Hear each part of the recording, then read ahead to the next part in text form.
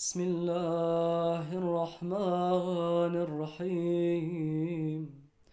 اللهم صل على محمد وآل محمد وعجل فرجهم.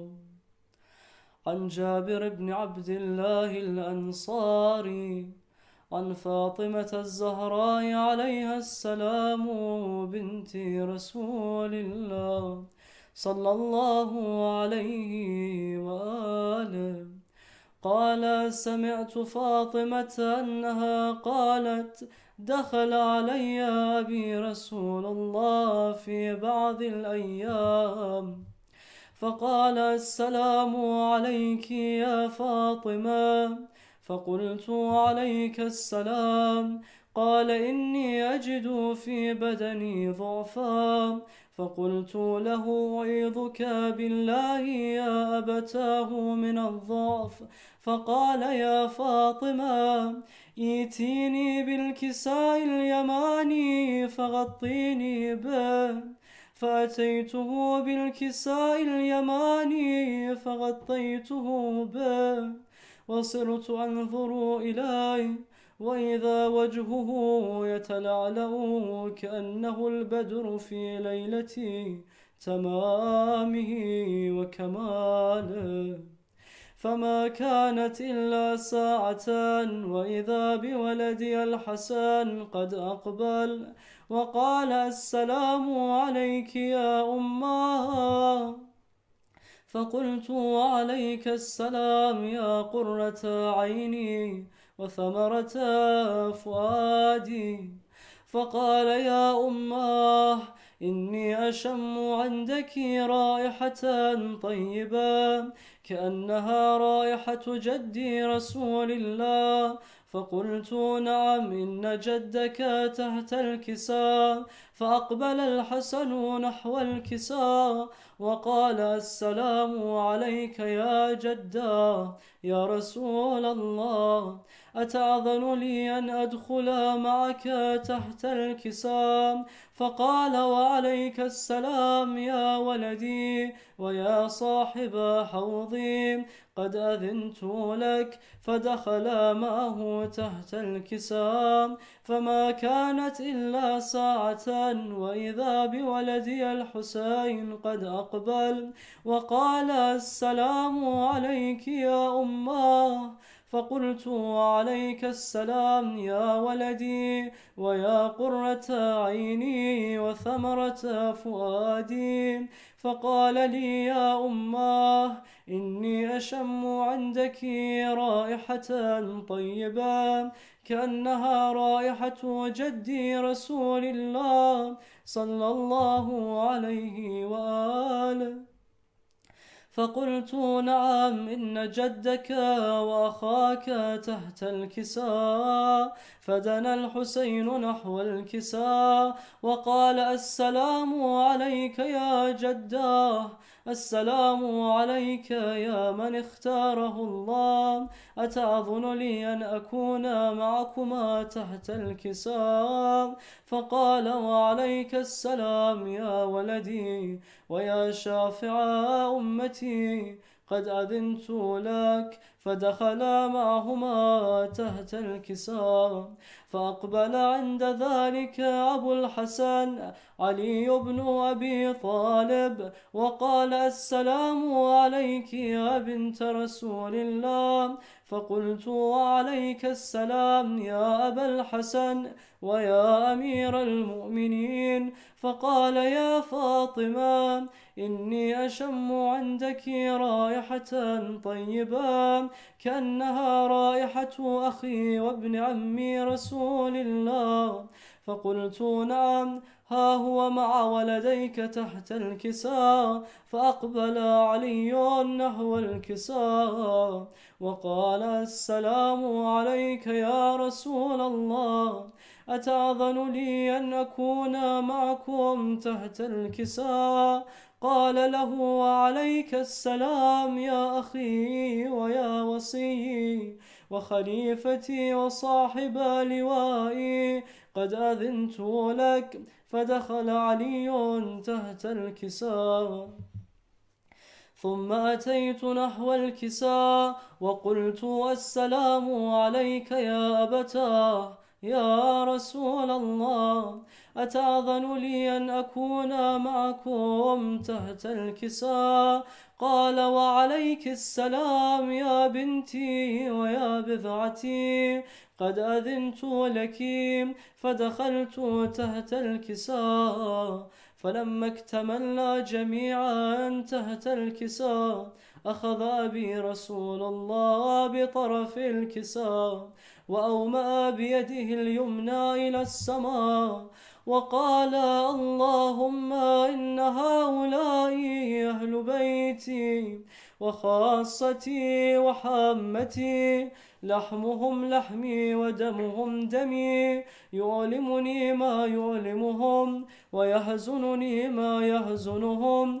أنا حرب لمن حاربهم، وسلم لمن سالمهم، وعدو لمن عاداهم، ومحب لمن أحبهم. إنهم مني وأنا منهم، فاجعل صلواتك وبركاتك ورحمتك وغفرانك ورضوانك علي وعليهم، وأذهب عنهم الرجس وطهرهم تطهيرا.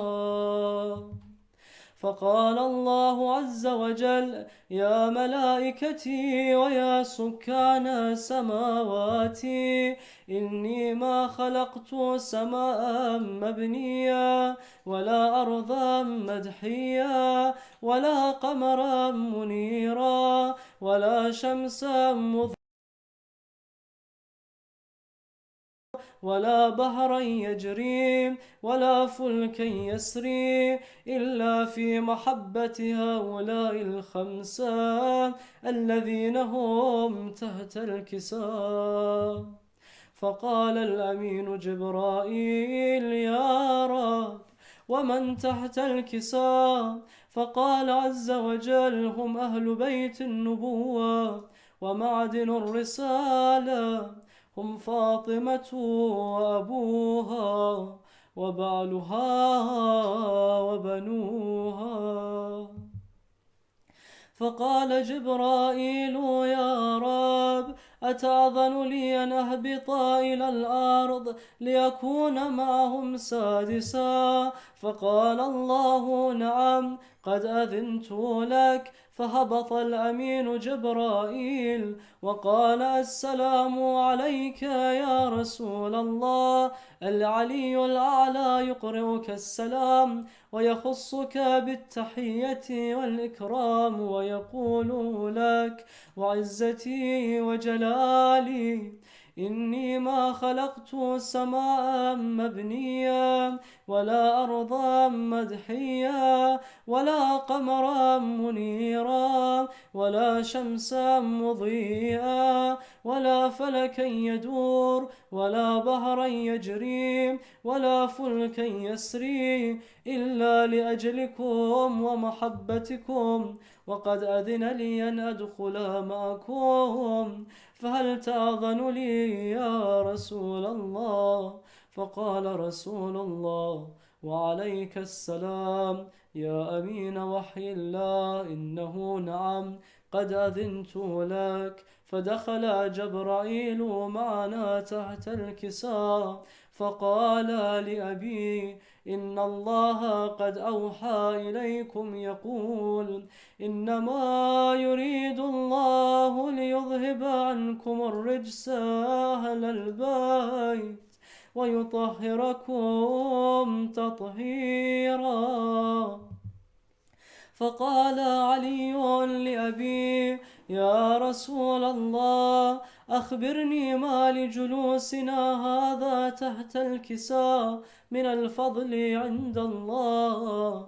فقال النبي والذي بعثني بالحق نبيا واصطفاني بالرسالة نجيا ما ذكر خبرنا هذا في محفل من محافل أهل الأرض وفيه جمع من شيعتنا ومحبينا إلا ونزلت عليهم الرحمة وخفت بهم الملائكة واستغفرت لهم إلى أن يتفرقوا. فقال علي إذا والله فزنا وفاز شيعتنا ورب الكعبة. فقال النبي ثانيا يا علي والذي بعثني بالحق نبيا واصطفاني بالرسالة نجيا ما ذكر خبرنا هذا في محفل من محافل أهل الأرض وفيه جمع من شيعتنا ومحبينا وفيهم محموم إلا وفرج الله حما ولا مغموم إلا وكشف الله غما ولا طالب حاجة إلا وقضى الله حاجتها. فقال علي إذا والله فزنا وسعدنا وكذلك شيعتنا فازوا وسعدوا في الدنيا والآخرة ورب الكعبة.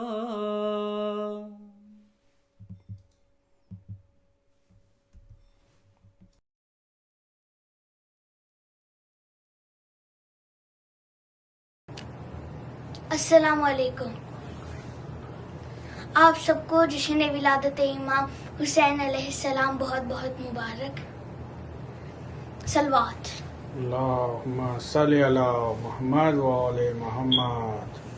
खुलूस की रोशनाई लेकर खुलूस की रोशनाई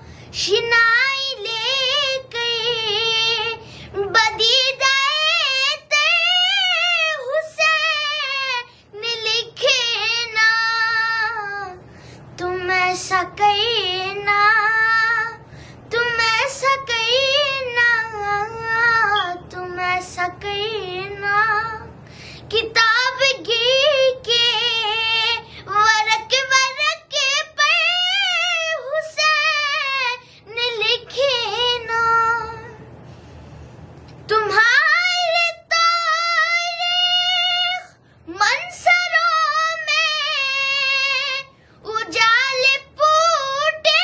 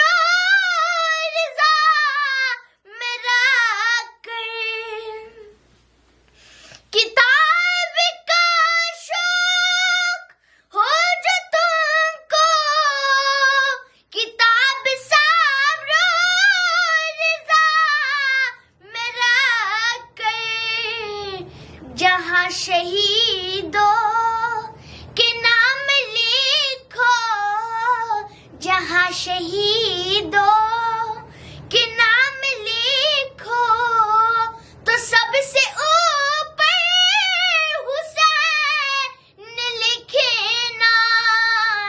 तुम ऐसा करना, तुम ऐसा करना, तुम ऐसा करना, किताब गिर के वरक वरक पर हुसैन लिखे ना। खुलूस की रोशनाई लेकर बदीदाए ते हुसैन लिखे ना। सलवात अल्लाहुम्मा सल्ली अला मुहम्मद व आले मुहम्मद व अज्जिल फरज।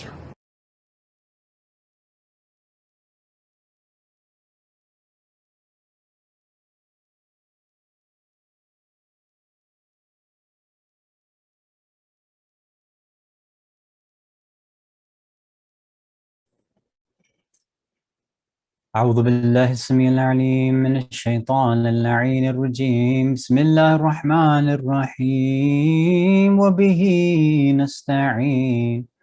لا حول ولا قوة إلا بالله العلي العظيم. والحمد لله رب العالمين، والصلاة والسلام على أشرف الأنبياء والمرسلين، خاتم النبيين، شفيع المذنبين، رحمة للعالمين، سيدنا ونبينا وحبيب قلوبنا وشفيع نفوسنا والطبيب ذنوبنا، أبي القاسم المصطفى محمد. اللهم صل على محمد وآل محمد وعجل فرجهم. ثم الصلاة والسلام والتحية والإكرام على أهل بيته الطيبين الطاهرين المعصومين المظلومين، ولعنة الله على أعدائهم أجمعين من الأولين والآخرين إلى قيام يوم الدين. أما بعد.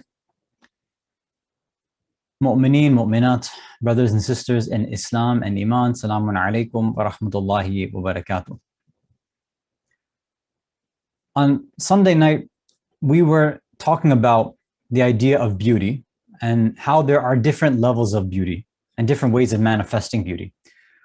One of the levels is a superficial way where a person is just looking to have attention drawn towards themselves. In a higher way, a person like Bibi Zainab alayha salam, she manifested beauty from within, a true light and beauty that she had. So we can either manifest beauty for dunyawi, for material reasons, or we can do it for the sake of Allah, for the sake of our soul, for the sake of progressing mankind. And we shared the example of Bibi Zainab alayha salam and how her akhlaq enlightened a gathering of people who unfortunately were engaging in bad akhlaq behavior. Right? So tonight, as many of you saw, we want to talk about a different topic. You know, there's a lot of different topics related to Imam Hussain alayhi salatu wasalam and the events of Karbala.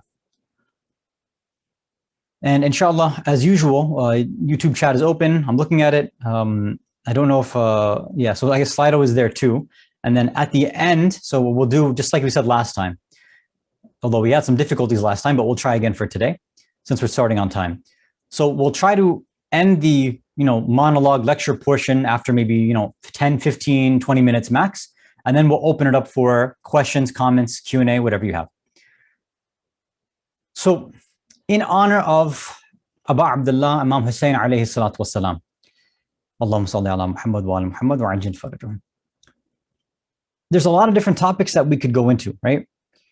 And especially because we attach him specifically with the idea of Karbala. So basically any theme about Karbala is automatically attached to him. And now we're in the month of Shaban. So it's not just obviously Imam Hussain alayhi salam that whose Wiladat we're celebrating, inshallah, and on Thursday night we'll be also celebrating the birthday and Wiladat of Imam Sajjad alayhi salam and Hadrat Abu Fadl Abbas alayhi salam. And then of course, 15 Sha'ban, we have the birthday of Imam al-Hujjah, Imam al-Mahdi, Ajjalallahu ta'ala faraju sharif. So I wanted to try to pick a theme that if we're unable to finish, let's say in one night, then maybe we can continue it throughout the other nights that we have the opportunity to be together.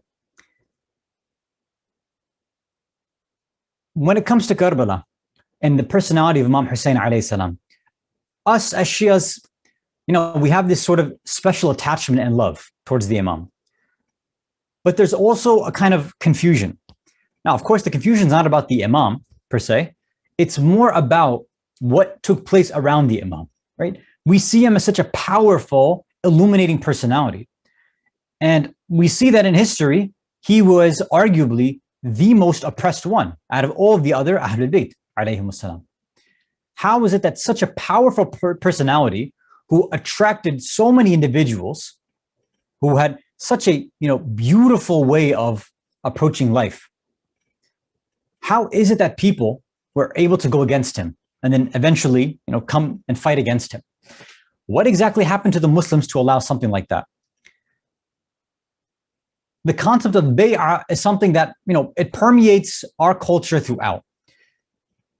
But it's not just the idea of giving allegiance and paying bay'ah and saying that I submit and I will follow the orders of so-and-so individual. You see, we have the early Muslims giving their bay'ah and allegiance to Rasulullah sallallahu alayhi wa sallam. Then after that, we see they are giving it, or at least they said that they were going to give it at Ghadir to Imam Ali alayhi salam. But unfortunately, they went against that.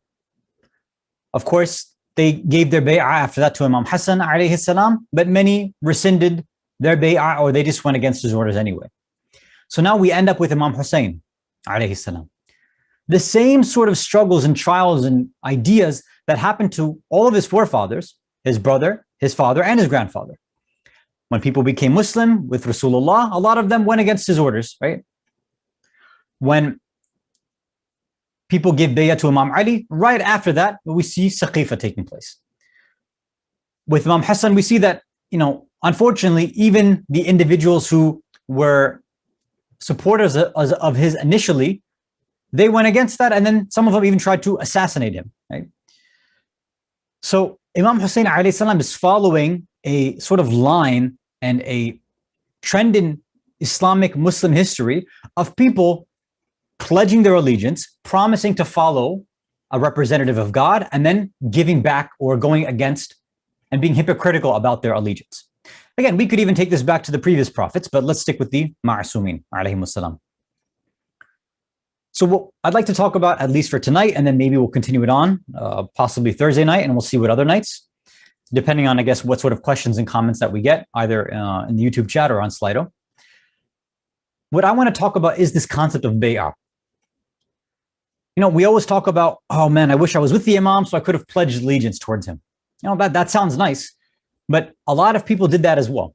A lot of people pledged their allegiance to Imam Hussain alayhi salam, but like we said, they ended up fighting against him too. So what we want to reflect on and think about tonight is this. How is it possible? What exactly led to certain individuals who initially pledged their allegiance, made promises to the Imam? What led and caused them to go against that, to become hypocrites, and to back off and back away from what they originally had pledged? What makes somebody break their promise? What makes somebody break their bay'ah? What we'll find, inshallah, is that there's different levels of bay'ah. There's different levels of giving your allegiance. And when we see that, we'll understand that based on the level of allegiance that you give, the content and the type of bay'ah that you have is going to differ as well. So the way that we connect with the Imam, depending on how we connect with the Imam, it's going to tell us a little bit about who we really are, what sort of relationship we have with our Imam. And at the same time, another point that we can reflect on is how will the enemies of Islam, those who are the enemies of the Imam, whether the Imam, the enemies of the Imam of that time, meaning Imam Hussain alayhi salam, like Yazid and Umar ibn Sa'ad and Shimr ibn Ziyad and the rest. And of course, we can also think about it in terms of what sort of strategies and ideas should we keep in mind in this day and age, when you and I are the types that we want to pledge our allegiance to the Imam of the time, right? So I don't know if we'll get to that part, but at least these few points that we want to get to is looking at who were the types of people who gave their bay'ah to Imam Hussain alayhi salam. Then we want to talk about what sort of things did they say to the Imam? What was the content of their bay'ah? And then finally, inshallah, we'll see the sort of response that they had given when they were put in a place of bala or trials and tribulations, when their bay'ah was put to the test. Please recite as-salawat ala Muhammad wa ala Muhammad. Allahumma salli ala Muhammadin wa ala Muhammad wa ajil fajr. Okay. A lot of times the people, Ahlul Sunnah wal Jama'ah, a lot of their scholars or laymen, and sometimes even Shias, this, critique or this polemical idea comes up that why did the Shias go against and fight Imam Hussain? Or they allege, they claim the Shias are the ones who killed Imam Hussain. You guys should be, mourning for yourselves. Why are you blaming the rest of the Muslims? It's you guys who pledged allegiance. You were supposed to follow him, but they were the ones who fought against Imam Hussain. So this is a common misconception that's there. And I know other speakers have addressed it. So I don't want to address it from that kind of polemical aspect. I want to focus on something historical, but maybe from a different angle. Now, most of you know that there were individuals, right? As soon as Muawiyah died and Yazid started to solidify his power, right? To take bay'ah from different people, different tribes, different provinces. At this time, people were, of course, looking to Imam Hussain alayhi salam to see what was his response. How was he going to react to Yazid? And this is where we hear this whole idea of the letters that were written, right? And again, there's different numbers written in history. I'm not super concerned with those details right now.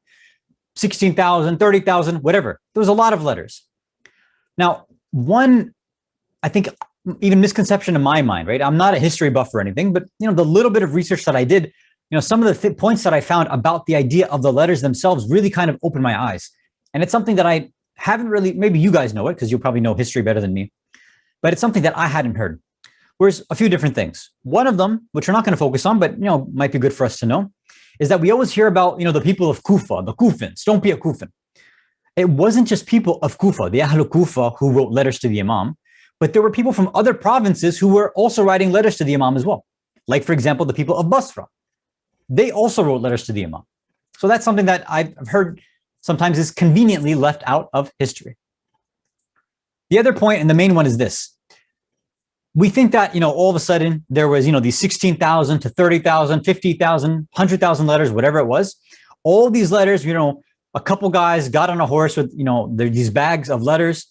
They rode straight to the Imam in Medina. They gave him the letters and the Imam read through hundreds, these tens of thousands of letters all at once. So according to some of our historians, that's not really what happened. That doesn't really make any sense anyway, right? So it doesn't seem very feasible and reasonable. What some historians say is that there was actually 3 separate phases of letter writing and it being sent to the Imam. So the 3 phases are this.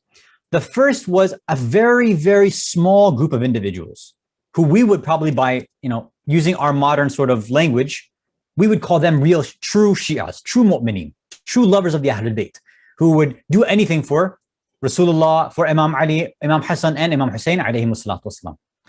They were true followers of the Imam, always, nothing conditional there. So and it's just a handful of individuals, right? A few tribal leaders and their followers, that's it. They had sent their initial letters to the Imam saying, that, we're ready.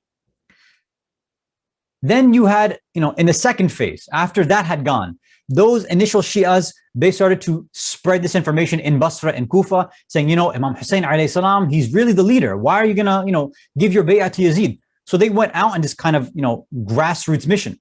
And then a larger group started to realize that, yes, we should be pledging allegiance to Imam Hussain alayhi salam, not to Yazid or anybody else. So then you had a larger group then begin to write letters after that first small group began to persuade them. So this group was comprised of 2. One was a mix of just sort of, let's call them general practicing Shias, not the cream of the crop elite, but general practicing ones, and a lot of other non-Shias as well. So the mix of these two groups, right, the people of Kufa and then some Basra and other places, that's when the second phase of letters were written and it was sent to the Imam at that point. And then finally we get to the third phase. And that third phase is now, it's the general public, the general body at large. And most of these people are not, again, what we would call Shia. They were largely non-Shia. Again, the modern term would be Sunni, but again, that term didn't really exist at that point, right? So these are people who don't really have much to do with the Ahlul Bayt. So they were, this is like the biggest chunk of the letters. This gets now written and sent to Imam Hussain alayhi salam. So it's not as we think that, all these letters are being sent to the Imam. No, 3 separate phases. First small group of elite true followers of the Ahlul Bayt, real Shias. Second group, it's a mix of, good practitioners of Shiism.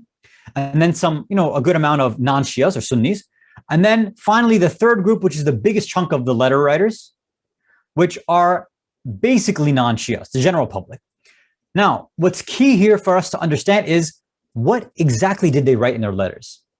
What exactly did they say in their letters? And as we'll see, once we see what they wrote, the information that they wrote, the language they used while they're speaking to the Imam, then we're going to see that, okay, this is what we mean by levels of bay'ah and how they differ. Salawat ala Muhammad wa ala Muhammad.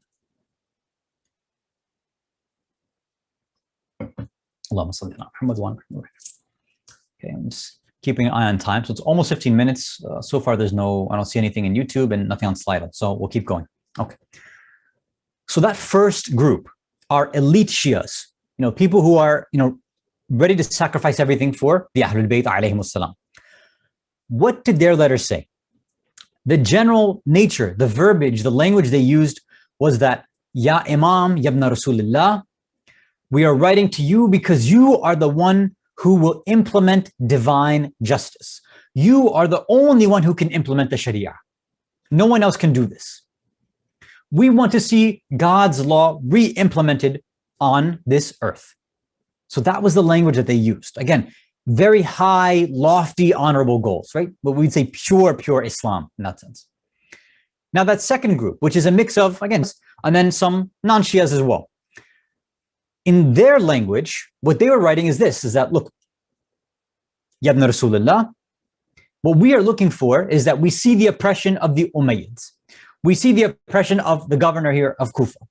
We see the oppression of the governor of Basra. We see them taking money. We see them hurting individuals, oppressing individuals, and doing dhulm, being corrupt. We want to seek social justice. We want to seek reform in the society. We want to see an end to the oppression. And we are tired of the corruption of the Umayyad Empire. So this was the language that they used. Now you can see that already their language is different.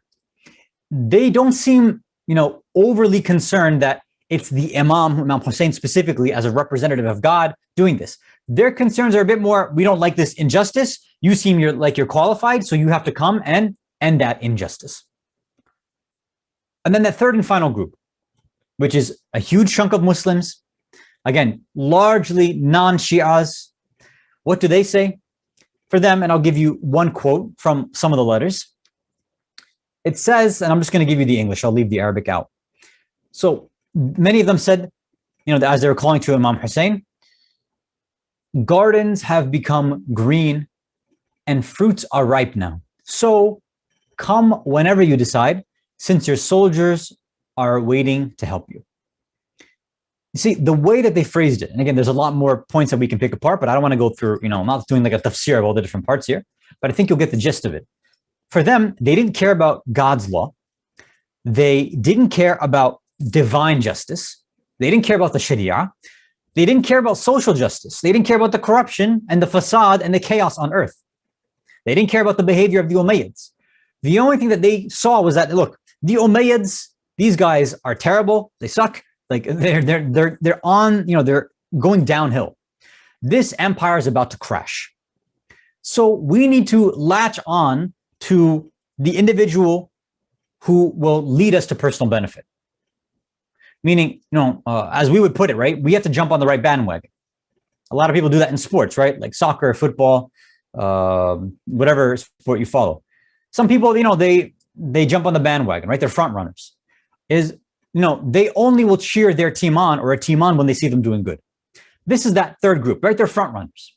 They're jumping on the bandwagon. When they see that, okay, everybody else is writing letters to the Imam, we're going to do the same thing. But their only concerns were their personal benefits, because they saw that when the Imam comes, then they'll tell Imam Hussain, hey, we wrote letters to you. We were there. We were supporting you when you wanted to take over and, get rid of Yazid and the Umayyads. So, you need to take care of us as well. This is the same thing that a lot of individuals did, so-called Muslims. They did the same thing with Amir al-Mu'mineen Ali ibn Abi Talib alayhi salatu wasalam. Allahumma salli ala Muhammad wa ala Muhammad wa ajil farajahum. Famous companions, right? Super, wonderful companions according to others. But they came to the Imam when he became Khalifa. He said, hey, we fought with you. We defended you. So, some of that Baytul Mal, the money you have, maybe you should give a little extra to us. They expected the Imam to, engage in this nepotism and favoritism. Of course, the Imam said, definitely, that's not going to happen. So a lot of individuals, many individuals, this is what they were going after. And in fact, this seems to be one of the major trends that we see throughout everybody, whether it's Rasulullah sallallahu alayhi wa alihi wasallam, Imam Ali alayhi salam, Imam Hassan alayhi salam, and of course, Imam Hussain alayhi salam, and the other Imams, is that a good amount of individuals who try to pledge their allegiance, who try to say that they are the followers of that Imam, are only doing it for the sake of personal benefit. They only do it because they feel like they're going to get some money out of it. They're going to get power out of it. Maybe they'll get a position out of it. And you can see somebody on the other side, like Umar ibn Sa'd. Umar ibn Sa'd is somebody who recognized, he understood Imam Hussain. He knew who he was. And we know from history, he said, I don't want to kill this guy. I don't want to kill the grandson of the Prophet. I know who he is. I know his station. But he said, you know what? I want to be a governor, and I want to specifically control Ray, which is modern day, the greater area of Tehran and bigger, right, in Iran. He wanted that. And that power hungriness and hunger that was in him overrode or kind of overwrote his inclination towards doing what was right. It messed with his soul. So his attachment to the physical world, the dunya, the material world, his love, his ego, all that stuff messed with his akhirah. It messed with his soul, and it ended up causing him to, unfortunately, end up probably burning in hellfire forever.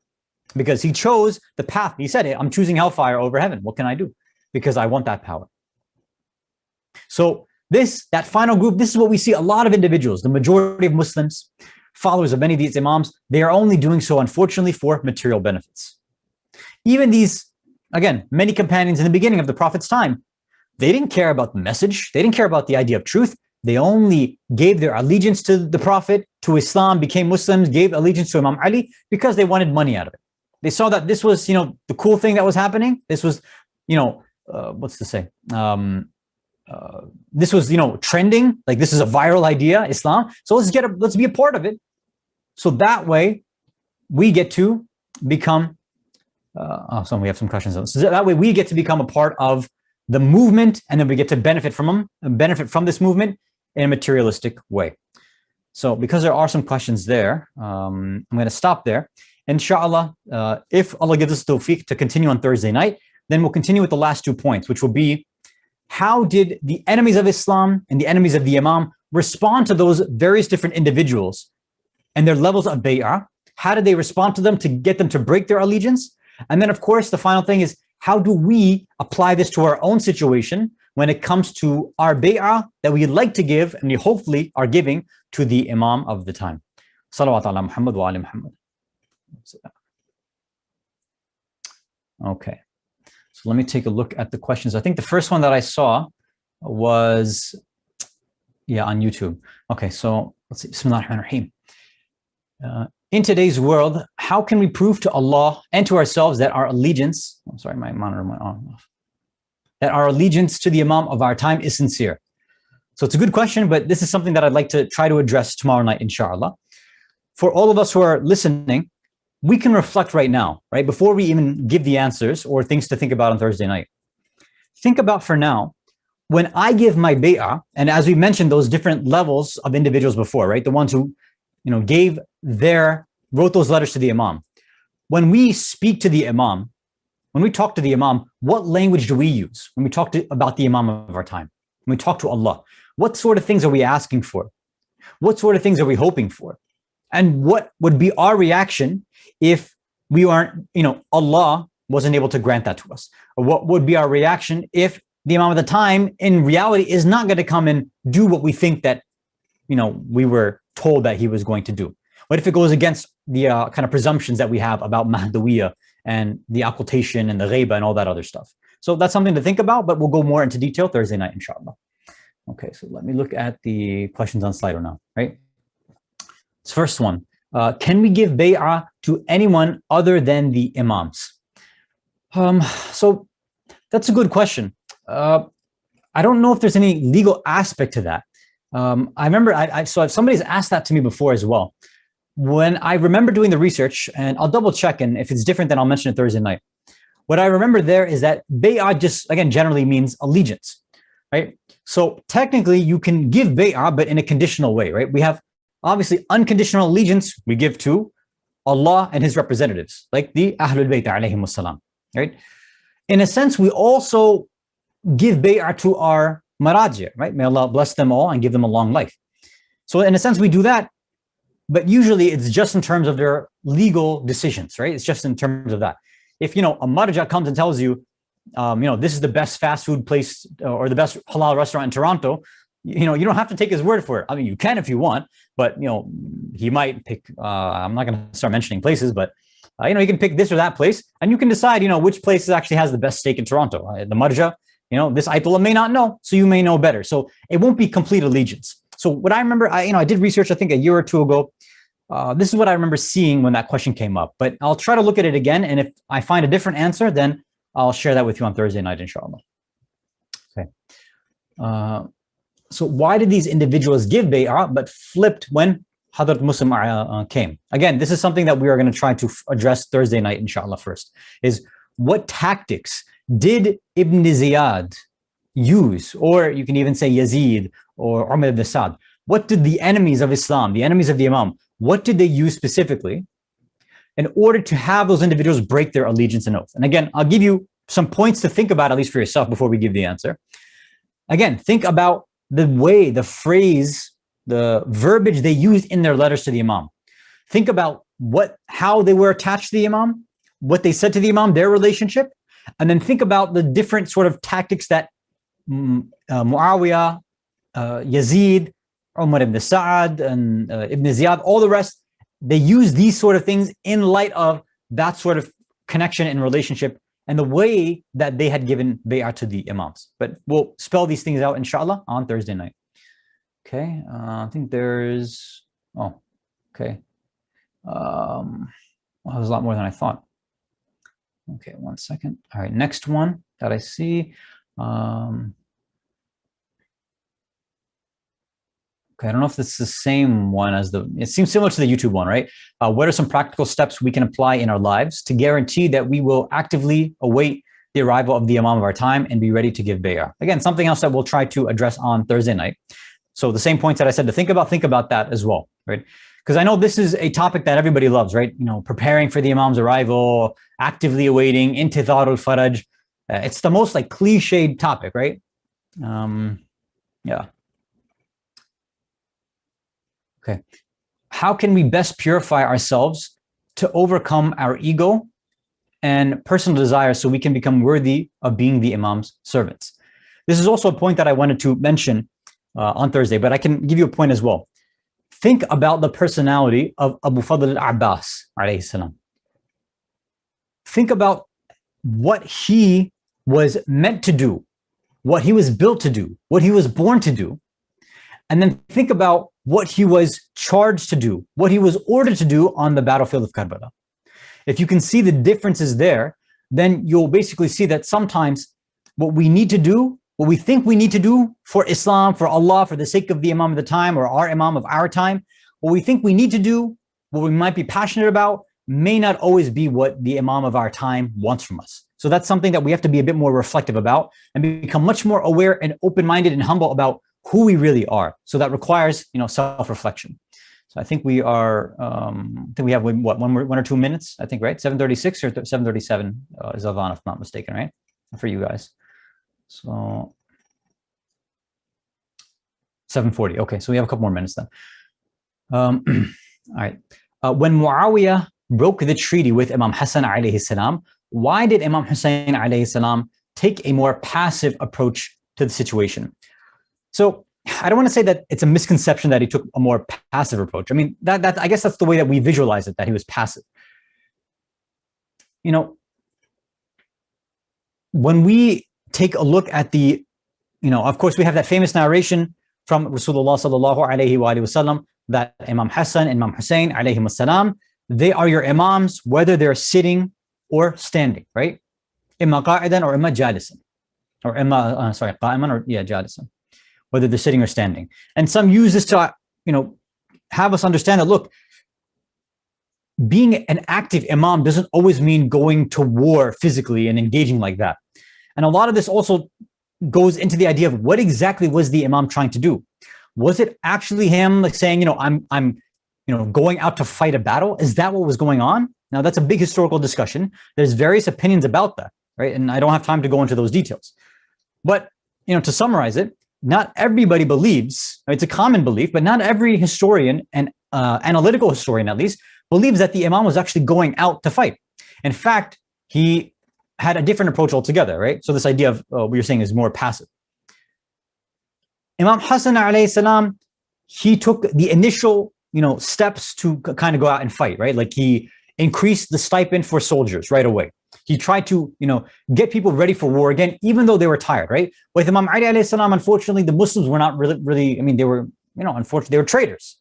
A lot of them were ready to fight, but a lot of them said, it's too cold, it's too hot, we don't want to fight other Muslims. They betrayed the Imam. Imam Hassan alayhi salam still said, look, the duty is to wipe out Muawiyah. So he tried. He used whatever tactic he could to try to fight. Right? His words are very harsh against Muawiyah. You see that, the same way that in my father was, I'm going to fight against you. Now, again, here's the issue, is that because Muawiyah used tactics against the Muslims, then unfortunately they ended up becoming, bribed, or they fell for propaganda, or all these other various tactics of Muawiyah, and then the support started to go down. So what we see generally, and this is something that we can even apply when it comes to the Imam of the time, is that if we want the Imam to express, to implement and manifest his full capabilities and duties, then what he really needs, what he wants is followers. He needs Shias. He needs people who are properly obedient. If Imam, Ali alayhi salam, as he had said, if I had enough supporters, I would have taken my right back, right? Right after Saqifa, he said this. If I had enough people, if you say that you pledge allegiance to me, like you did in Ghadir, shave your heads, show up at the masjid at Fajr time, and we'll go take my right back. But we know that only, right, according to the narrations, only a handful of people showed up. He didn't have the support. So it's almost as if they have to take, okay, if our ideal plan A doesn't work, we have to resort to plan B. We have to now say, okay, what's the next best thing we can do for the ummah and protect the dignity and sanctity and unity of the ummah? Because people don't want to stand up for the truth, so we have to figure out what's the next best principle to enact. Imam Hassan alayhi salam had to do the same thing, right? After he saw that the support was going down, people are not going to fight. Okay, fine, now I have no choice, but it's time for a treaty. Imam Hussain alayhi salam, are we saying that he's not ready to fight? Of course he is. Of course he wants to do that stuff, but he also needs to look at support. And we can even see this. This is perhaps why many say, this is why he sent first Muslim ibn Aqil to Kufa to test the allegiance to see, are they actually supporters or not? He's like, you know why? Because they betrayed my brother. They betrayed my father. We know their history. So let's really see. If they're true to their word, then we'll take the next steps forward. If they're not true to their word, then, we'll have to figure out what to do next. I think that, I think that's it, right? Yeah, I think that's all the questions that we have. Oh, sorry, I just saw that something else. Yeah, I think we're running out of time. Let me just read the question. What lessons can we learn from people like Sulaiman ibn Surad, who kept swinging like a pendulum? Yeah, it's a good question, but it is Maghrib time right now. So inshallah, if Allah gives us his tawfiq, we'll continue this topic with the points that we addressed on Thursday night. So I'm happy that everybody, was much more interactive. We've got some questions here. So we'll try to allot more time for the Q&A, comments, and things like that for Thursday night. Eid Mubarak again to all of you. Alhamdulillah that we are in the month of Shaban. Let's take great advantage of it. Inshallah ta'ala, keep us in your du'as. May Allah accept all of our a'mal. Walhamdulillahi rabbil alameen. Wa sallallahu ala Sayyidina Muhammad wa ala ahli bayt at-tayyibin at-tahirin. Wassalamu alaikum wa rahmatullahi wa barakatuh. Khudafis iltimas du'a.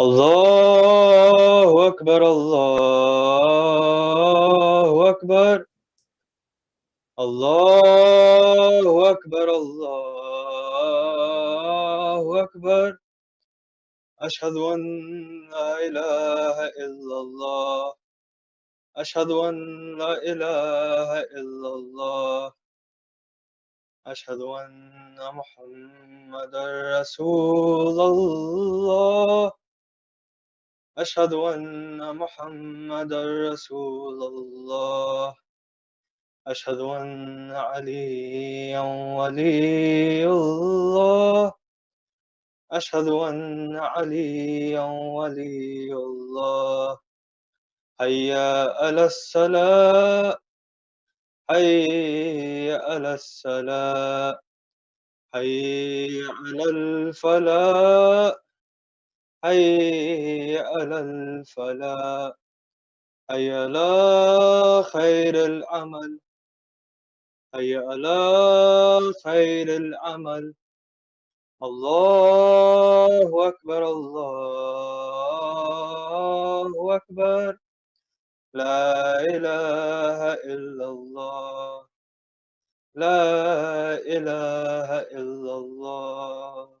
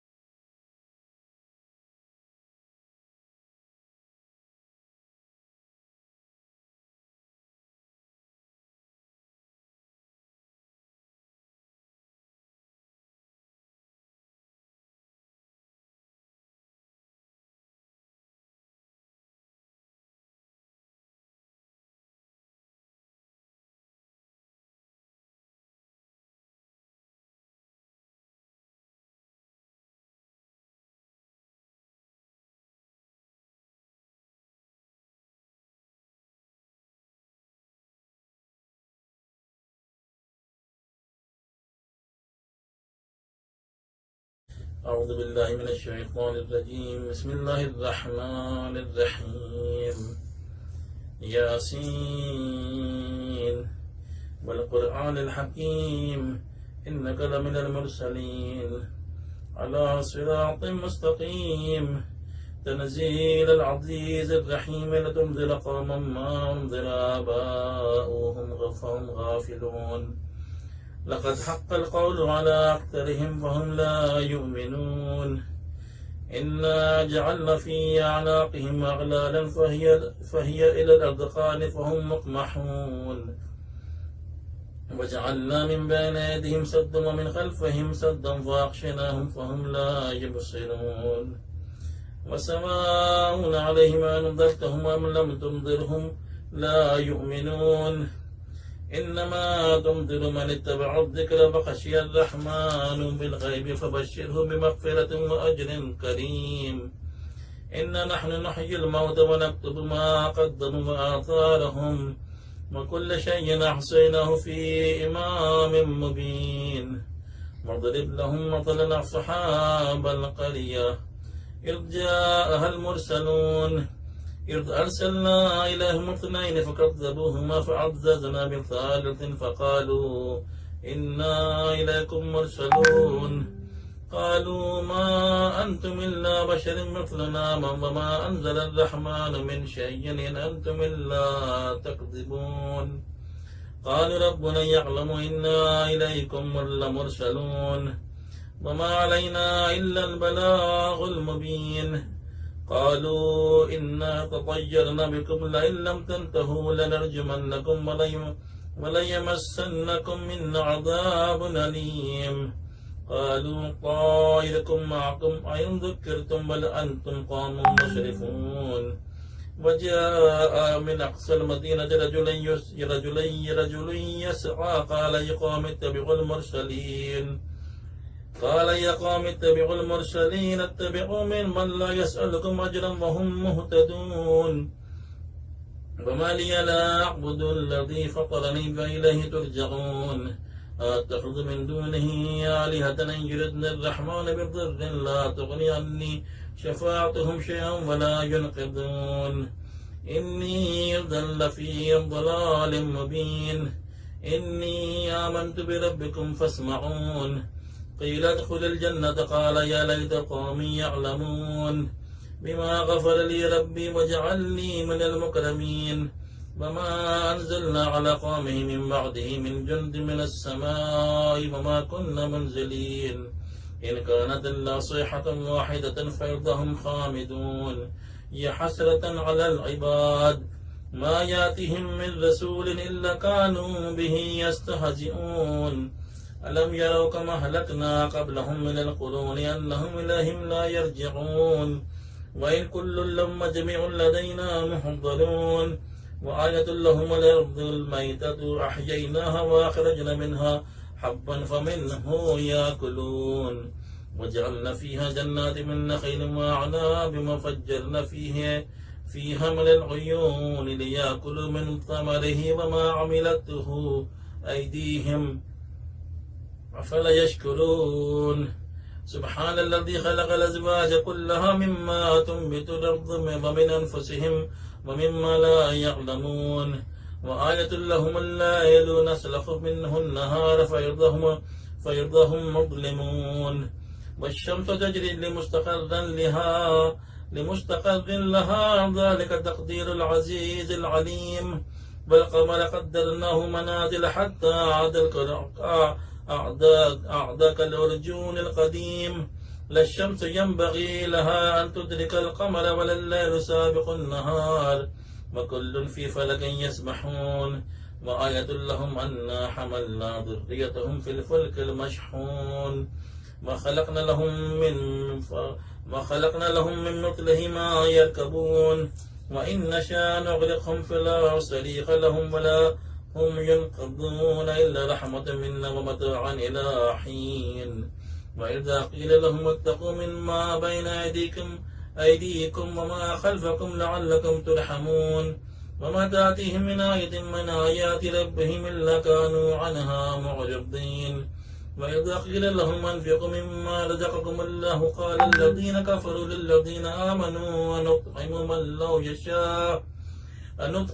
لو يشاء الله أطعمه إن أنتم إلا في ضلال مبين ويقولون متى هذا الوعد إن كنتم صادقين ما ينظرون إلا صيحة واحدة تأخذهم وهم يخصمون فلا يستطيعون طافية ولا إلى أهلهم يرجعون ونفخ في السور فإذا هم من الأجداث إلى ربهم ينسلون قالوا يا ويلنا من بعثنا من مرقدنا هذا ما وعد الرحمن وصدق المرسلون إن كانت إلا صيحة واحدة فإذا هم جميع لدينا محضرون فاليوم لا تظلم نفس شيئا ولا تجزون إلا ما كنتم تعملون إن أصحاب الجنة اليوم في شغل فاكهون هم وأزواجهم في ظلال على الأرائك متكئون لهم فيها فاكهة ولهم ما يدعون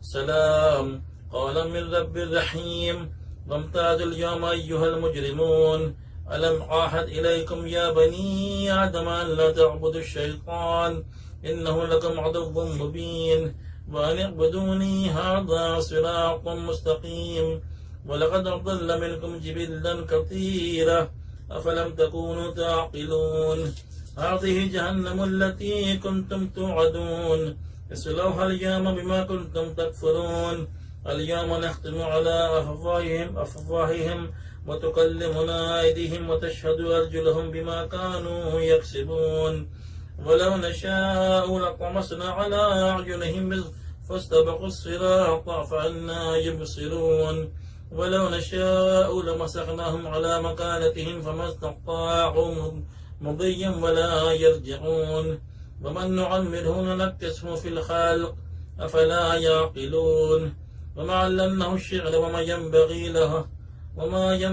له إن هو إلا ذكر وقرآن مبين لينذر من كان حيا ويحق القول على الكافرين أولم يروا أنا خلقنا لهم مما عملت أيدينا أنعاما فهم لها مالكون وظللناها لهم فمنها ركوبهم ومنها يأكلون ولهم فيها منافع ومشارب أفلا يشكرون واتخذوا من دون الله آلهة لعلهم ينصرون لا يستطيعون نصرهم وهم لهم جند محضرون فلا يحزنك قولهم إنا نعلم ما يسرون وما يعلنون أولم ير الإنسان أنا خلقناه من نطفة فإذا هو خصيم مبين وضرب لنا مثلا ونسي خلقه قال من يحيي العظام وهي رميم قل يحييها الذي أنشأها أول مرة وهو بكل شيء بكل خلق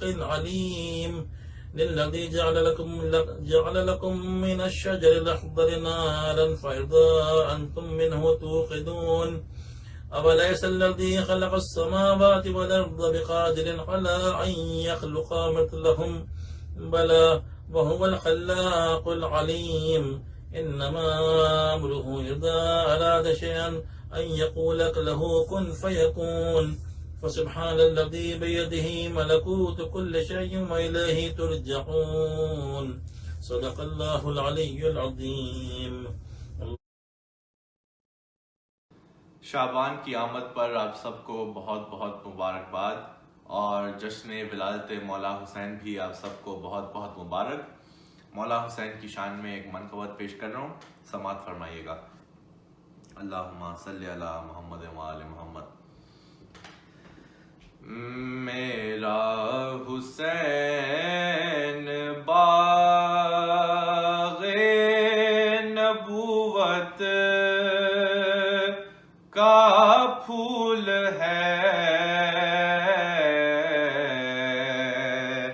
मेरा हुसैन बाग़े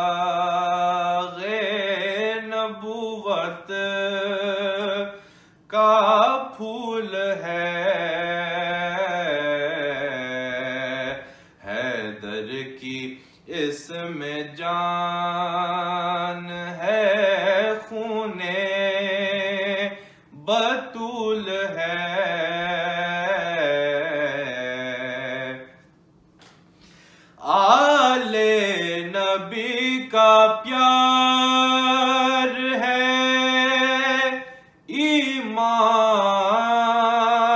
کی زندگی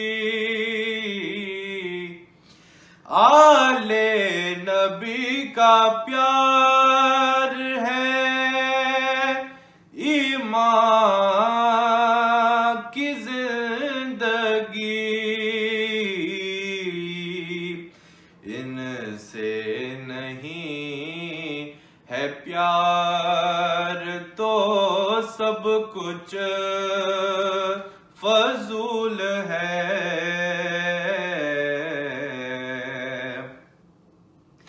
اور خوشیاں سبھی نثار ہیں اس پر جہان کی خوشیاں سبھی نثار ہیں اس پر جہان کی جس کو غم حسین میں رونا قبول ہے اور گزرا جہاں جہاں سے نواسا رسول کا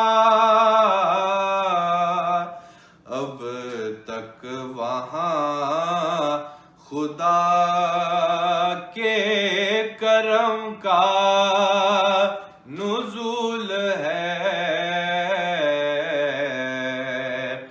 اب تک وہاں خدا کے کرم کا نزول ہے اور ایسی عظیم ذات ہے مولا حسین کی ایسی عظیم ذات ہے مولا حسین کی جس کے لیے رسول کے سجدوں میں طول ہے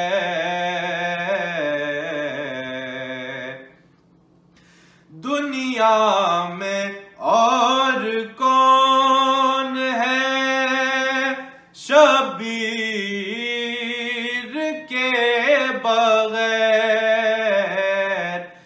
ایسا سوار جس کی سواری رسول ہیں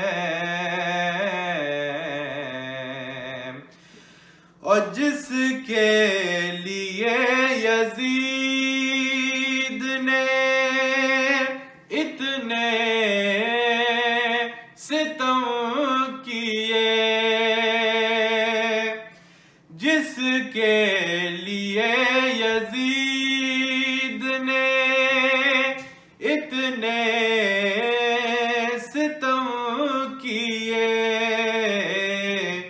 وہ تاج تو حسین کے قدموں کی دھول ہے وہ تاج تو حسین کے قدموں کی دھول ہے میرا حسین باغ نبوت کا پھول ہے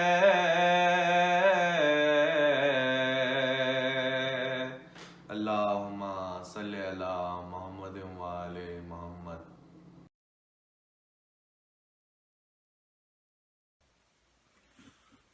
آپ سب کو آج کے جشن کی بہت بہت مبارکباد۔ یہ کلام جناب بلال کاظمی صاحب کا ہے۔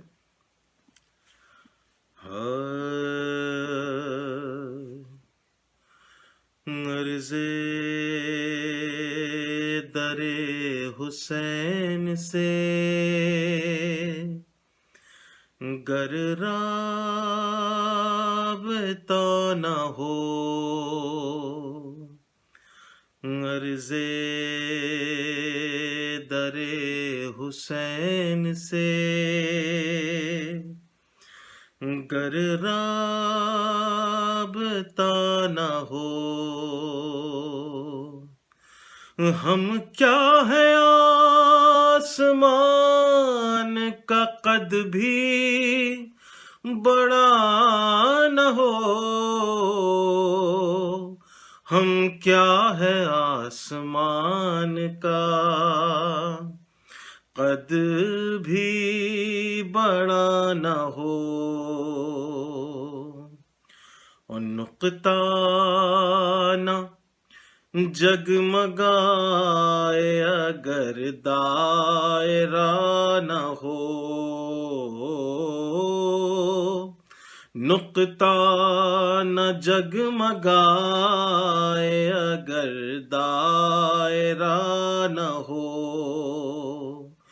ممکن نہیں کہ چاند ہو فرش ازاں نہ ہو، ممکن نہیں کہ چاند ہو فرش ازاں نہ ہو، مانگی ہے حر سے اس لیے کرب و بلا کی خاک، مانگی ہے حر سے اس لیے کرب و بلا کی خاک، کہ قسمت سوار میں کوئی مسئلہ نہ ہو، قسمت سوارنے میں کوئی مسئلہ نہ ہو، او اصغر کی سمت دیکھ کے کہتی تھی کربلا، اصغر کی سمت دیکھ کے کہتی تھی کربلا، جیتے گا آج وہ جو کبھی بھی لڑا نہ ہو، جیتے گا آج وہ جو کبھی بھی لڑا نہ ہو، اور عیسیٰ بھی بھیجتے ہیں مریضوں کو کربلا، عیسیٰ بھی بھیجتے ہیں مریضوں کو کربلا، ایسے مریض جن کی جہاں میں دوا نہ ہو، ایسے مریض جن کی جہاں میں دوا نہ ہو، اور لٹ جائیں ایک رات میں سجدوں کے قافلے، لٹ جائیں ایک رات میں سجدوں کے قافلے، اشک غم حسین اگر جاگتا نہ ہو، اشک غم حسین اگر جاگتا نہ ہو، اور بطور خاص یہ دیکھیے گا شعر کہ دل ہو گیا ہے الفت سجاد کا اسیر، دل ہو گیا ہے الفت سجاد کا اسیر۔ ارے لوگوں دعائیں مانگو یہ قیدی رہا نہ ہو، لوگوں دعائیں مانگو یہ قیدی رہا نہ ہو۔ عرض در حسین سے گر رابطہ نہ ہو۔ آداب۔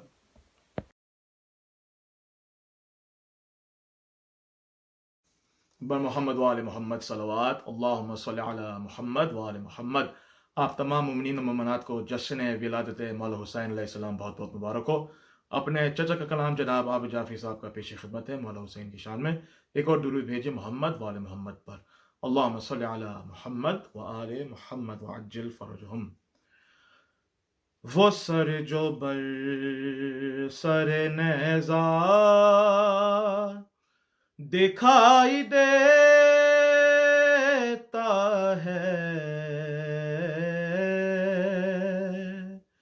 وہ سر جو بر سر نیزہ دکھائی دیتا ہے، وہ سر جو بر سر نیزہ دکھائی دیتا ہے،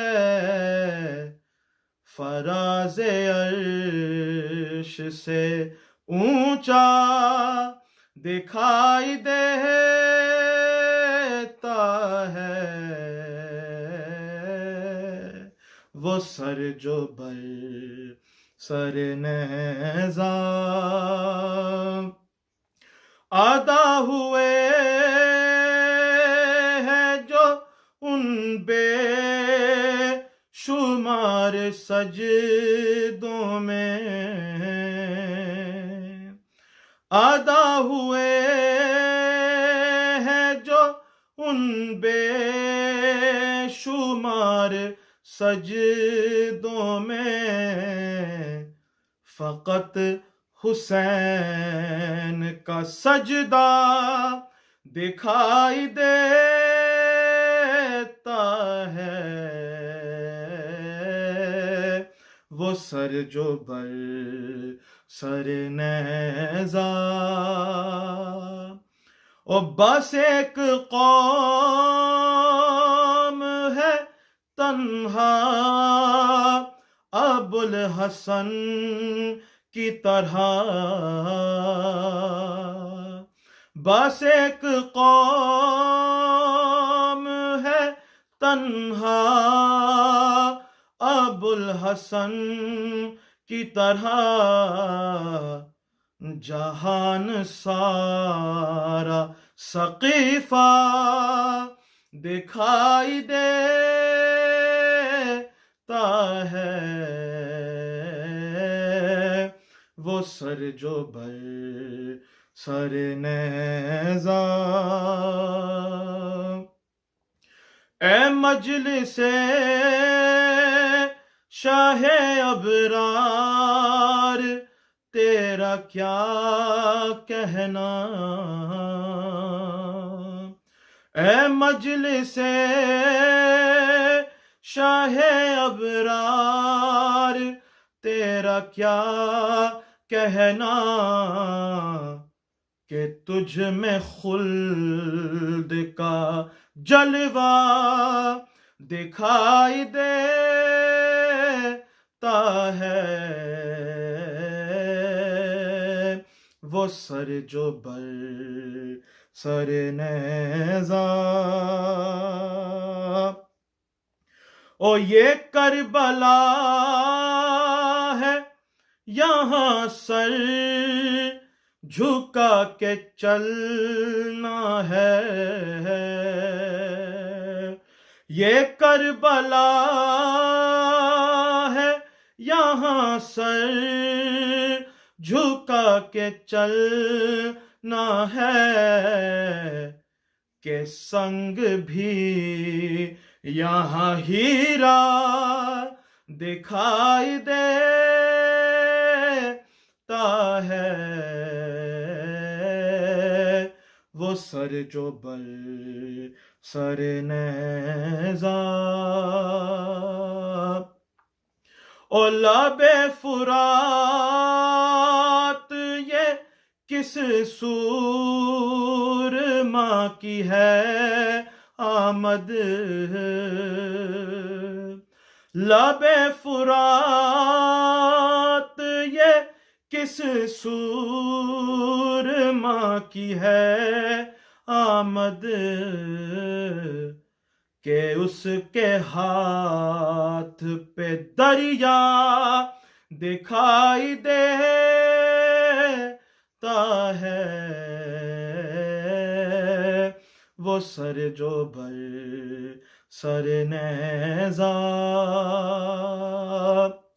اور رخ علی سے نگاہیں ہٹا کے کیا دیکھوں،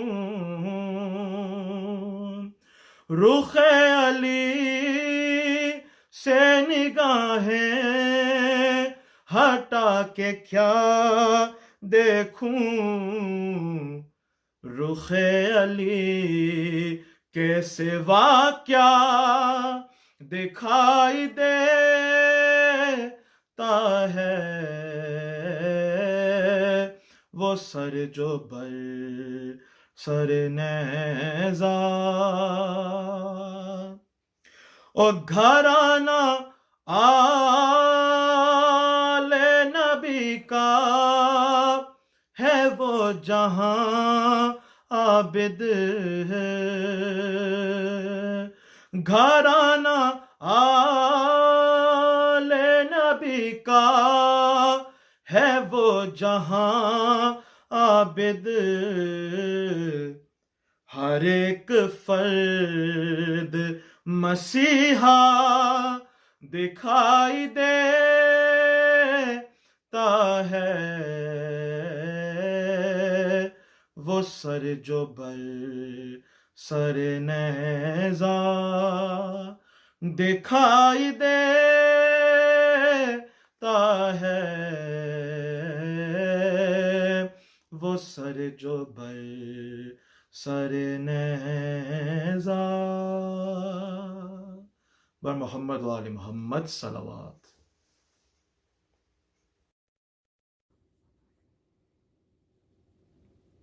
السلام علیکم ورحمۃ اللہ وبرکاتہ۔ جشن ولادت امام حسین علیہ السلام آپ سب کو بہت بہت مبارک ہو۔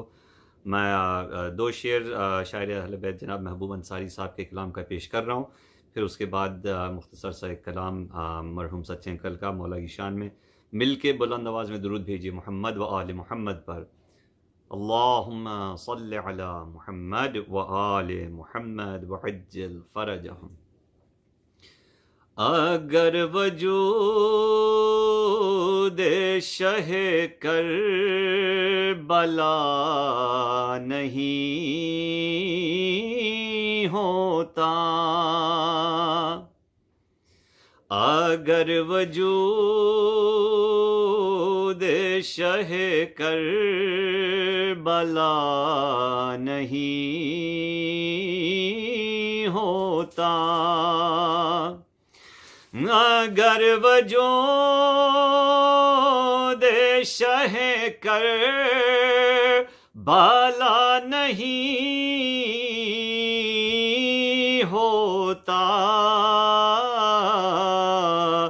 کہیں زمانے میں ذکر خدا نہیں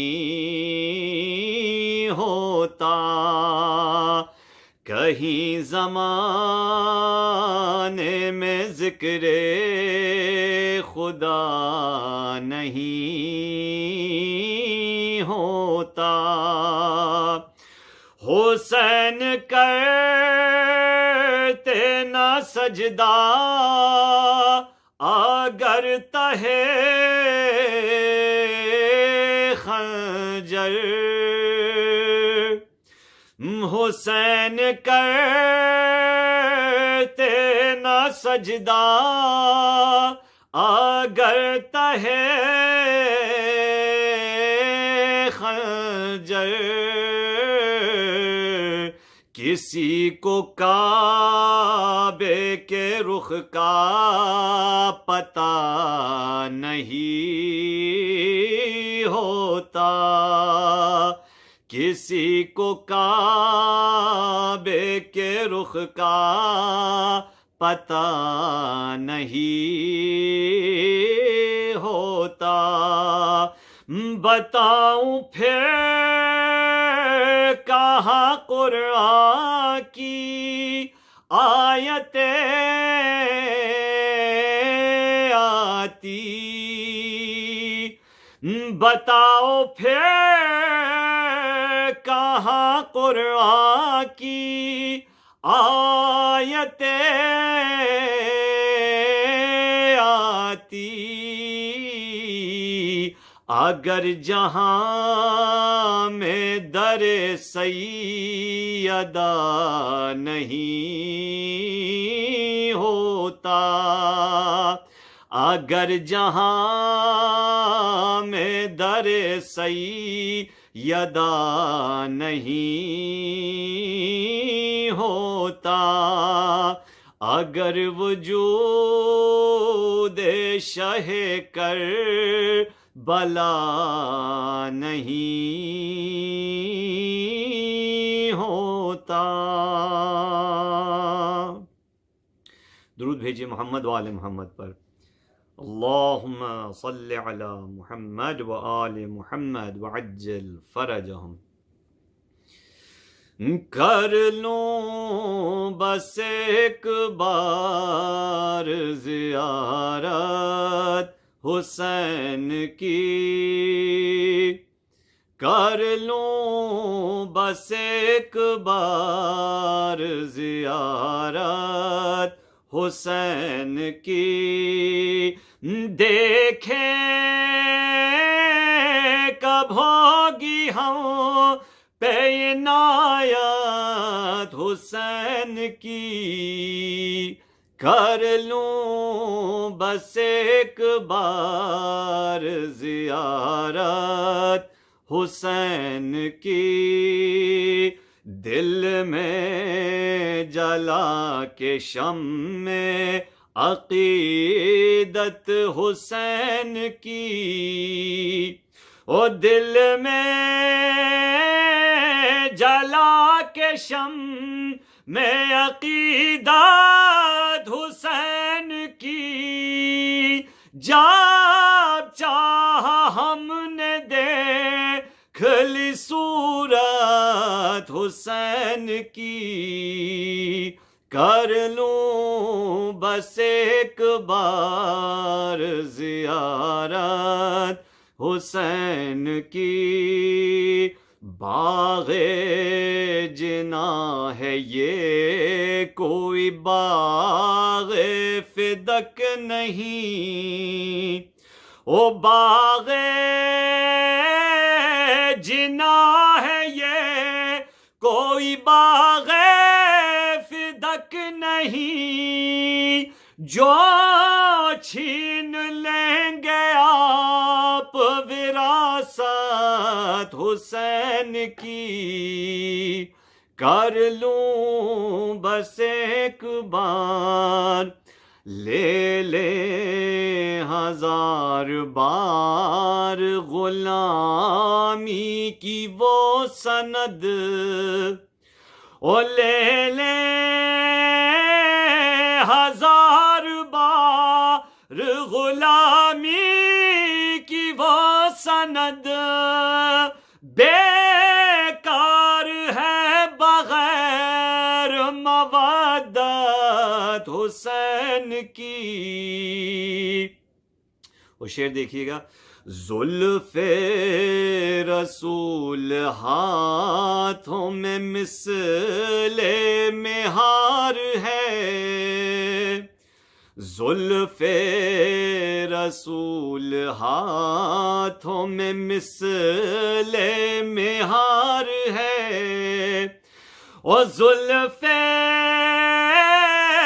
رسول ہاتھوں میں مثل مہار ہے, میزی پہ چل رہی ہے رسالت حسین کی, کر لوں بس ایک بار سجدے کو طول دیتا رہا فخر انبیاء, وہ سجدے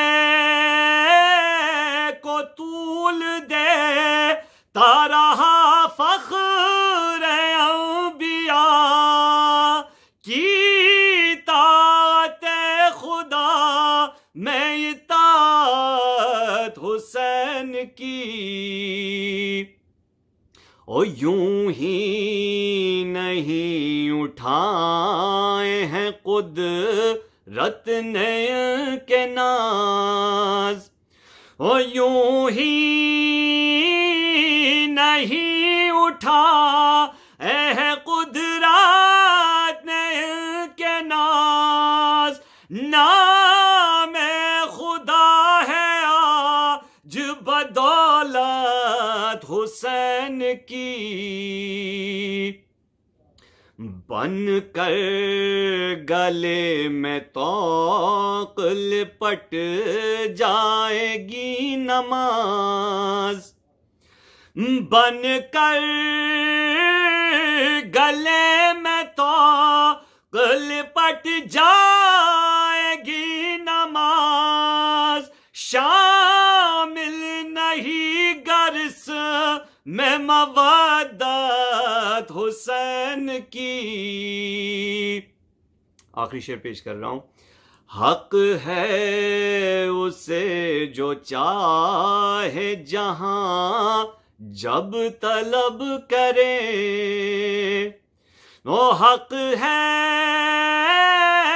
اسے جو چاہے جہاں جب طلب کرے, ہر قطرہ لہو ہے امانت حسین کی, کر لوں بس ایک بار زیارت حسین کی, دیکھیں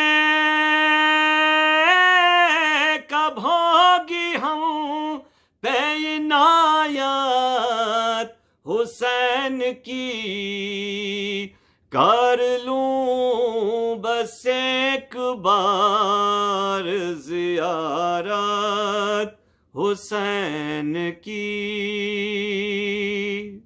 بر محمد و آل محمد صلوات. اللہم صل علی محمد و آل محمد وعجل فرجہم. ایک سورہ فاتحہ کی درخواست ہے اپنے اپنے مرحومین شہداء کے لیے, خاص کر کے مرحوم سچے انکل کے لیے. سورۃ المبارکۃ الفاتحہ.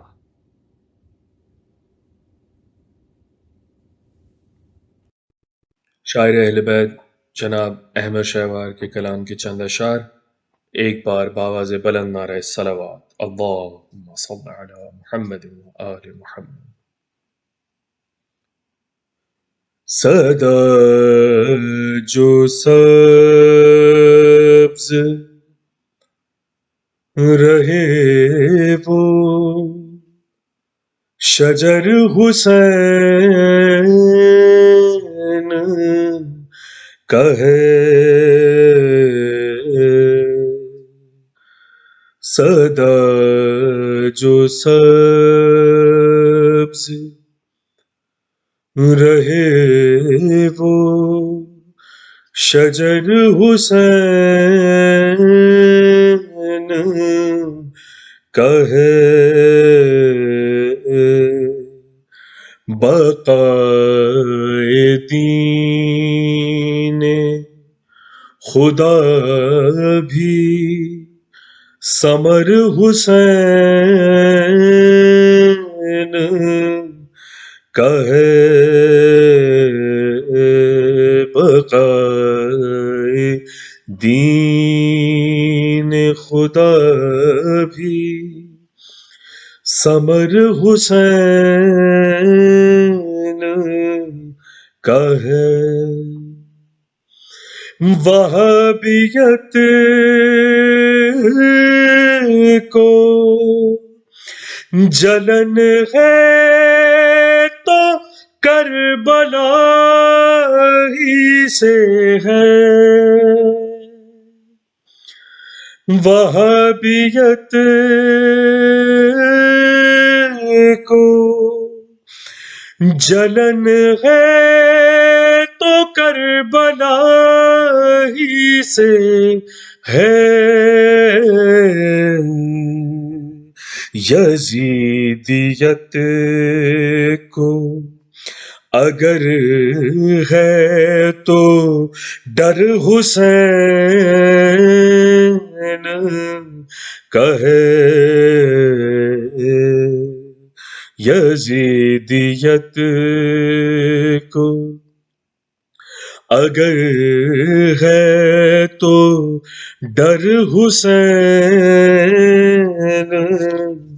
کا ہے عجیب شان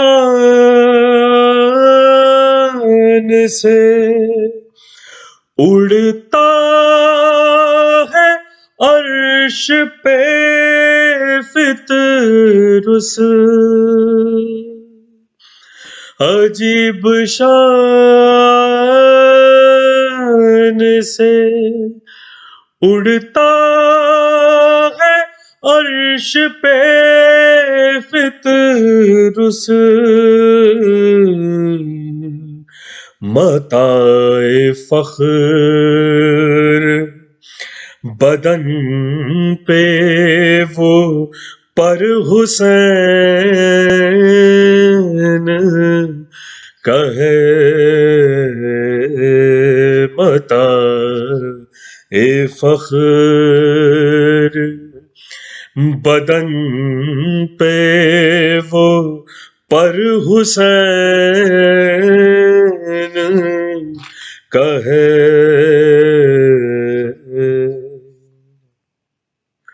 خدا میری کسی حاجت کو رد کرے کیسے زبان میری ہے زبان میری ہے دعا میں اثر حسین کا ہے زبان میری ہے دعا میں اثر حسین کا ہے یہ بات ہر کے مقدر سے پوچھئے جا کر دلوں کی کایا پلٹنا ہنر حسین کا ہے دلوں کی کایا پلٹنا ہنر حسین کا ہے فراز نیزہ پہ توحید کی زبان بن کر جو سر بلند ہوا ہے وہ سر حسین کا ہے. جو سر بلند ہوا ہے وہ سر حسین کا ہے. جلوس دیکھ کے ہوتا ہے یہ یقین مجھے رکا نہیں ابھی جاری سفر حسین کا ہے. رکا نہیں ابھی جاری سفر حسین کا ہے. مقطع کا شعر ہے. سوال پوچھیں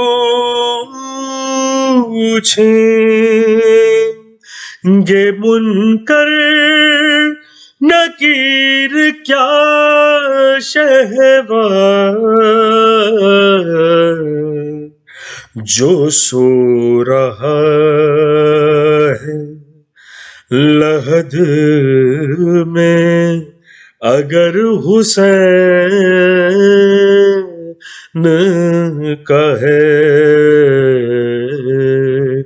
جو سو رہا ہے لحد میں اگر حسین کا ہے. صدا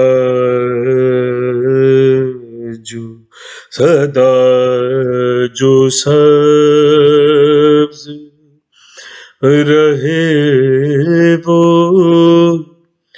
شجر حسین کا ہے.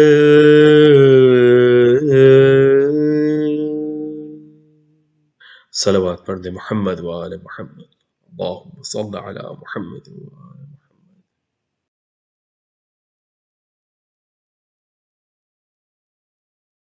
مومنات، شبہائے شابان آپ سب کو بے حد مبارک ہو، اور خاص طور پہ آج کی اس مبارک شب جو شب ولادت امام حسین علیہ السلام ہے، آپ سب کو council of Islamic guidance, Al Mahdi Islamic centre, ہم اس کی executive committee, board of governors اور ہم سب کی طرف سے بے حد مبارک ہو. مومنین، currently I am here to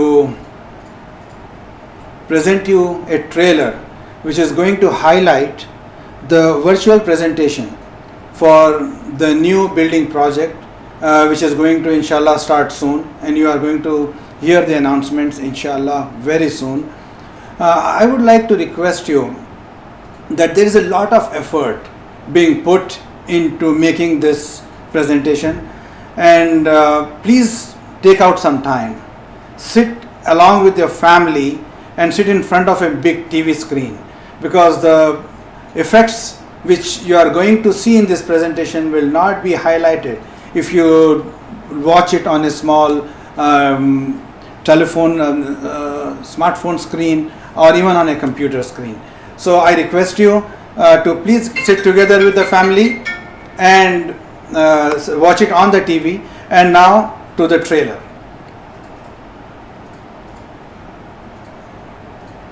It's been a long journey, but our goal is within reach. And now we build.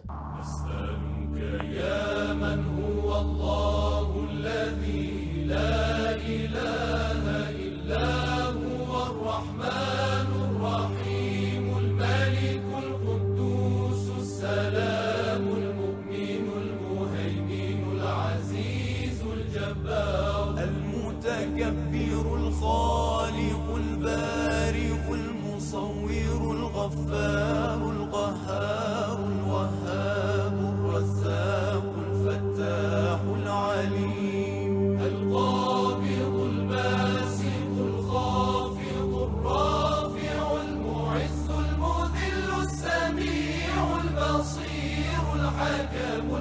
اللطيف الخبير الحليم العظيم الغفور الشكور العلي الكبير الحفيظ المقيم الحسيب الجليل الكريم الرقيب المجيب الواسع الحكيم.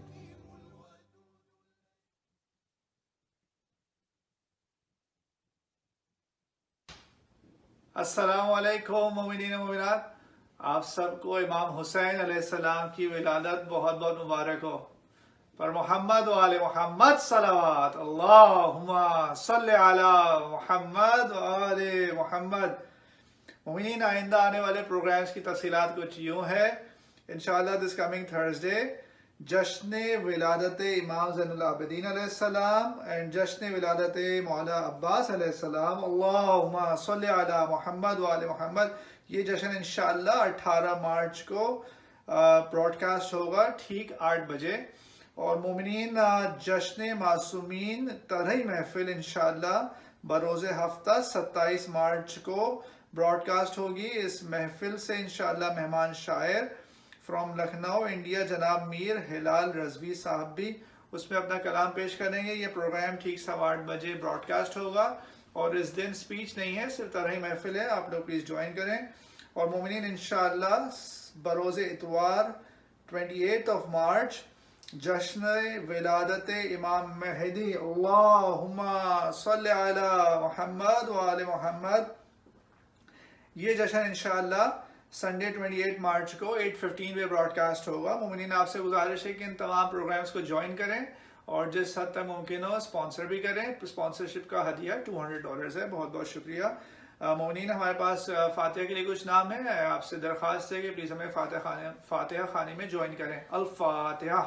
بسم اللہ الرحمن الرحیم. الحمدللہ رب العالمین الرحمن الرحیم مالک یوم الدین. إياك نعبد وإياك نستعين اهدنا الصراط المستقيم صراط الذين أنعمت عليهم غير المغضوب عليهم ولا الضالين.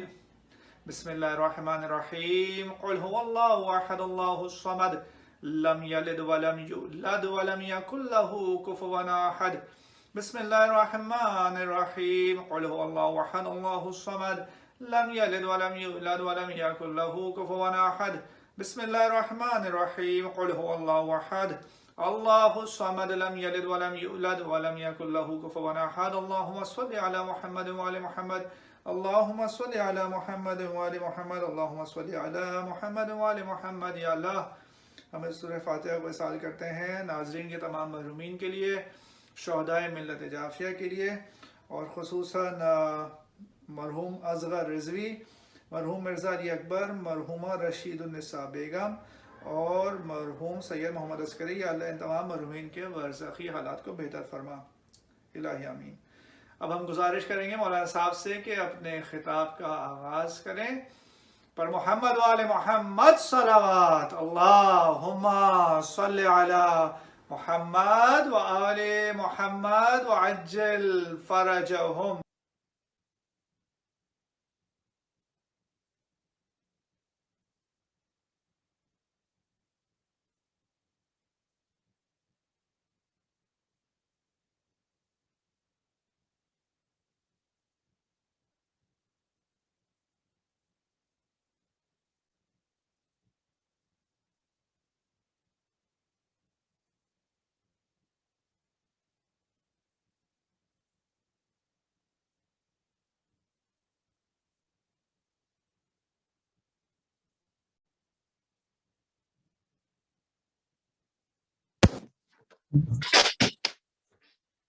السلام علیکم ورحمۃ اللہ وبرکاتہ.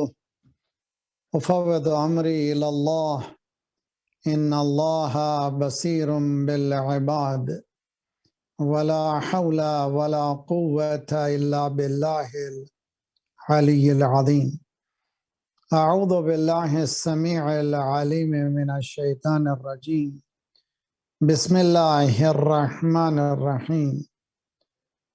الحمد للہ الذی اظہر الوجود من العدم ورقم على لوح الانسان من اسرار القدم وعلمه البيان ما لم يعلم والصلاة والسلام على أول بحرين تشعب من بحر الهوية وأول صبح لاح من أفق الأحدية وأول شمس أشرقت في السماوات الأزلية نذير العوالم الإمكانية بشير الخلائق العرفانية لوح المحفوظ السبحانية صاحب أصل ما في الوجود صاحب لواء الحمد ومقام المحمود أبي القاسم محمد اللهم صل على محمد وعلى محمد وعجل فرجهم وأهل بيته الطيبين الطاهرين المعصومين لا سيما بقية الله في الأراضين صاحب العصر والزمان خليفة الرحمن إمام الإنس والجان الذي بيمنه رزق الورى وبه ثبتت الأرض والسماء اللهم عجل فرجه الشريف حجت خدا اتصال دو جہاں کے درمیان ایک واسطہ ہے، ایک وسیلہ ہے.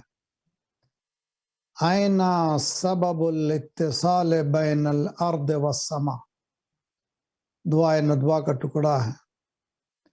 وہ جو اس کائنات، اس دنیا اور اس دنیا کے درمیان کنیکٹنگ سورس ہے، وہ کہاں ہے؟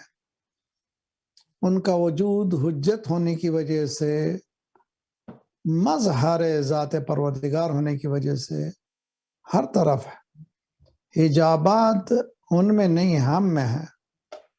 جب تک ہم اپنی زندگی میں اس قابل نہیں بنائیں گے کہ وہ نور الہی کی زیارت ہم کر سکیں اور ان کی حکومت عادل میں جا سکیں، اس وقت تک یہ ہمارے سامنے سے پردے ہٹنے والے نہیں ہیں.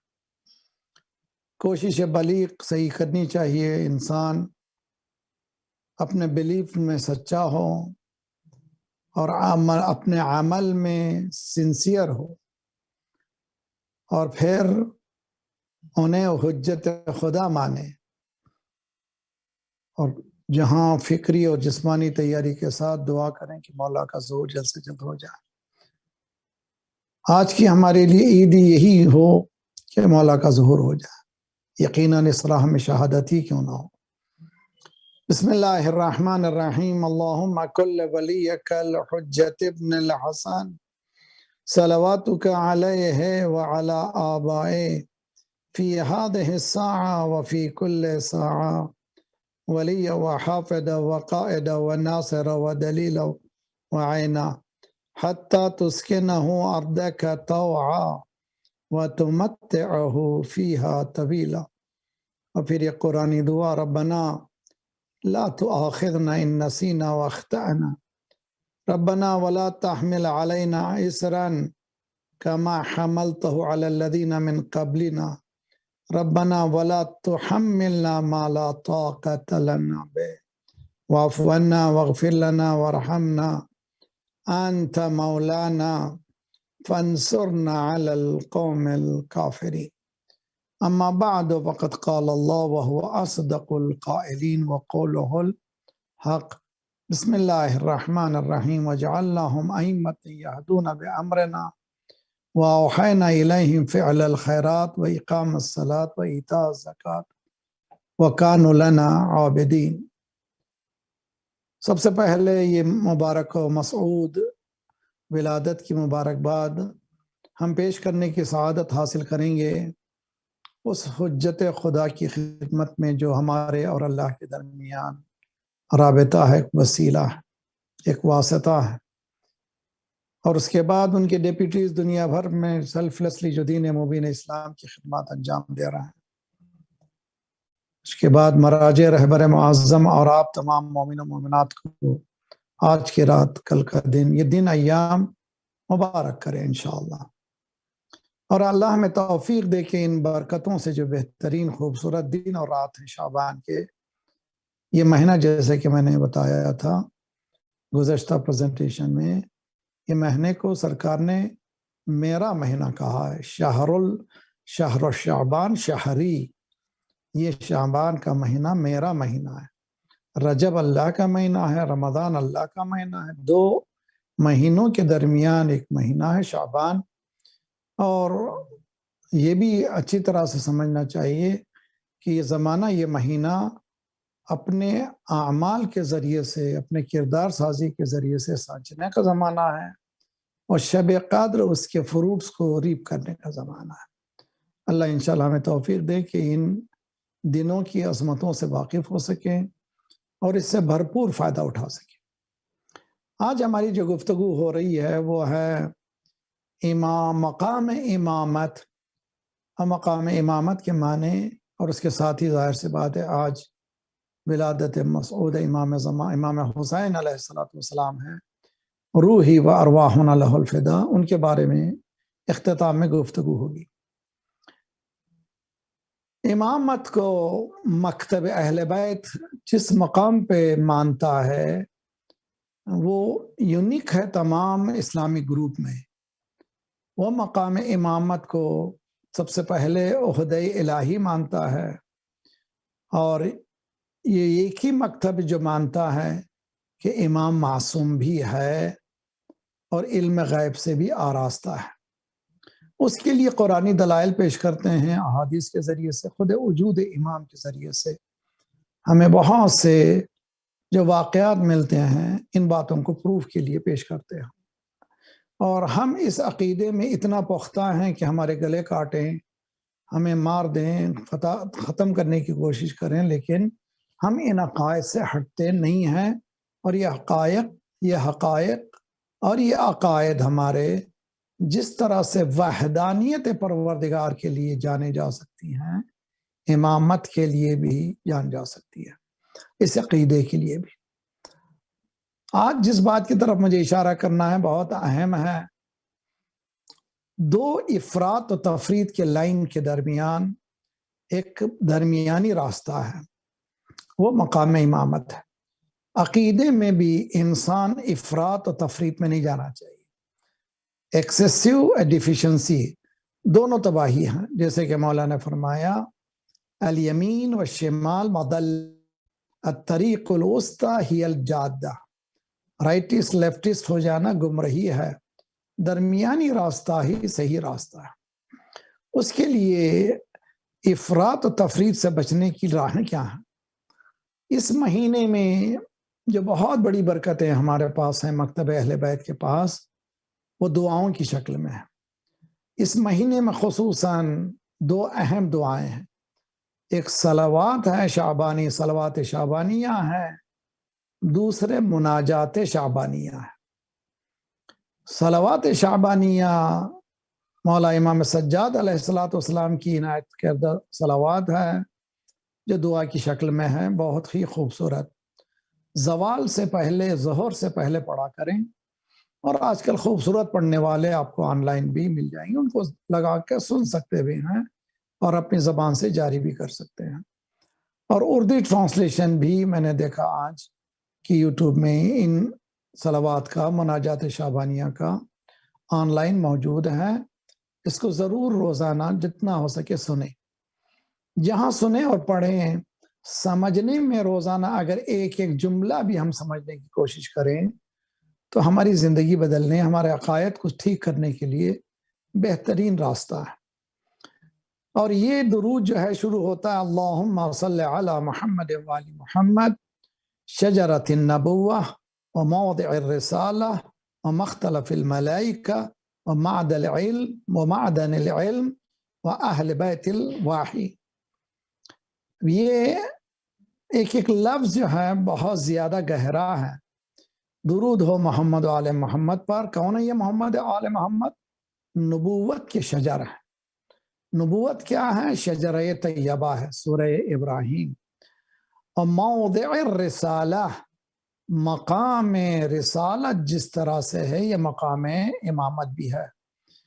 اور مختلف الملائکہ، جہاں قرآن کہتا ہے تنزل الملائکۃ والروح، ملائکہ نازل ہوتے ہیں، ہوتے رہیں گے، مقام نزول ملک در محمد و آل محمد ہے. صلوات پڑھے محمد و آل محمد.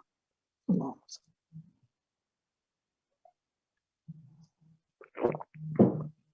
ومعدن العلم، علم کا خزانہ ہے، علم کا مرکز ہے. اور ایک ایک لفظ معدن پہ بھی بحث ہے اور مختلف پہ بھی بحث ہے، مگر میں جس کی طرف جانا ہے میں یہاں پہ نہیں رکوں گا. وہ اہل بیت الوحی، یہ وحی کے اہل بیت ہیں. ایک جگہ ہے اہل بیت النبوہ، یہاں اہل بیت الوحی. یہ خصوصیت ہے اس گھرانے کی، یعنی ان کا رابطہ اس دنیا سے یقینی ہے. اللہم صلی علی محمد و آل محمد، درود ہو محمد و آل محمد پر. الفلک الجاریہ، الفلک الجاریہ فی اللجج الغامرہ، یہ وہ کشتی ہے جو چلتی رہتی ہے اور طوفان کے تھپیڑوں میں اس پر کوئی اثر نہیں ہوتا. نوح کی کشتی جس طرح سے موجوں میں چلتی چلی گئی، اسی طرح سے یہ کشتی اہل بیت ہے، وہ چلتی چلے جائے گی، اس کو کوئی موج غرق نہیں کر سکتی اور کوئی اس میں بیٹھنے والا ہلاک نہیں ہو سکتا. فی اللجج الغامرہ یأمن من رکبہا، جو اس کشتی میں بیٹھ گیا وہ مأمون ہو گیا، یعنی وہ سیکیور ہو گیا، امن و امان میں ہو گیا. جس طرح سے سرکار نے فرمایا کہ میرے اہل بیت کی مثال کشتی نوح کی جانب ہے، اسی طرح کا یہ اشارہ ہے. یأمن من رکبہا، اس کشتی میں بیٹھنے والا یعنی محمد و آل محمد کے اصولوں کو اپنی زندگی میں اپنانے والا کبھی امن و امان کی دنیا سے باہر نہیں جا سکتا. من رکبہا، یأمن من رکبہا ویغرق من ترکہا، اور جو اس کشتی سے ہٹ گیا اس کو غرق یقینی ہے، وہ ڈوبتا ہے. خواہ وہ نوح کا اپنا بیٹا ہی کیوں نہ ہو، نبوت کا خون ہی کیوں نہ ہو، وہ ڈوب جائے گا. المقدم لہم مارق، یہ جو آج میں جن جملوں کی طرف میں بتانا چاہ رہا ہوں مقام امامات، یہ جملے ہیں. لہم المقدم لہم مارق والمتأخر عنہم ذائق واللازم لہم لاحق. تین کیٹیگریز ہیں ان ذوات مقدمات سے، ان ذوات مقدسات سے ملاقات کے یا کہ ان سے عقیدت مند کے. ماشاءاللہ خوبصورت قصیدہ خوان آپ نے قصیدے سنے، اور بعض آج کل جو قصیدے ہیں جو بالکل لیمیٹیشنز کو کراس کر چکے ہیں، اس کی طرف تنبیہ کرنے جا رہا ہوں میں. اور اسی صلوات کے ذریعے سے، میری طرف سے نہیں ہے، جو کچھ بھی عرض کرنے کی کوشش کرتا ہوں میں، میرے بیک اپ میں قرآن ہو یا معصوم کی حدیث ہو. یہ امام سجاد علیہ افضل الصلاۃ والسلام کے یہ درود کا جو شعبان کا درود ہوئے اس کے ٹکڑے ہیں.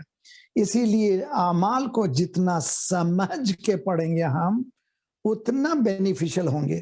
اگر رٹا کے پڑھیں گے کچھ سمجھ میں نہیں آئے گا تو یقیناً فائدہ ہے، لیکن جو فائدہ ہونا چاہیے ہونے والا نہیں ہے. اصل مقصد عقائد کی درستگی اور اعمال کی قبولیت، یہ دعاؤں کا اصل مقصد ہے. ہمارے بلیفز کو کریکشن کرنا ہے، ہمارے ایکشنز کو جو ہے صحیح کو قبولیت کے درجے تک پہنچانا ہے. ان تک نہیں پہنچے تو ہمارے اعمال قبول ہونے والے نہیں ہیں، اور ان تک پہنچنے میں ذرا غلطی کی تو ہمیں علی ملیں گے، جو وہ علی جس کو رسول اللہ نے پیش کیا وہ علی ملیں گے نہیں، وہ اللہ نے جس علی کو پیش کیا وہ علی ملنے والے نہیں ہیں. ہمیں حسین ملیں گے، وہ حسین نہیں ملیں گے جس کو رسول اللہ نے پیش کیا. حسین منی و انا من حسین. یہ بہت اہم ہے.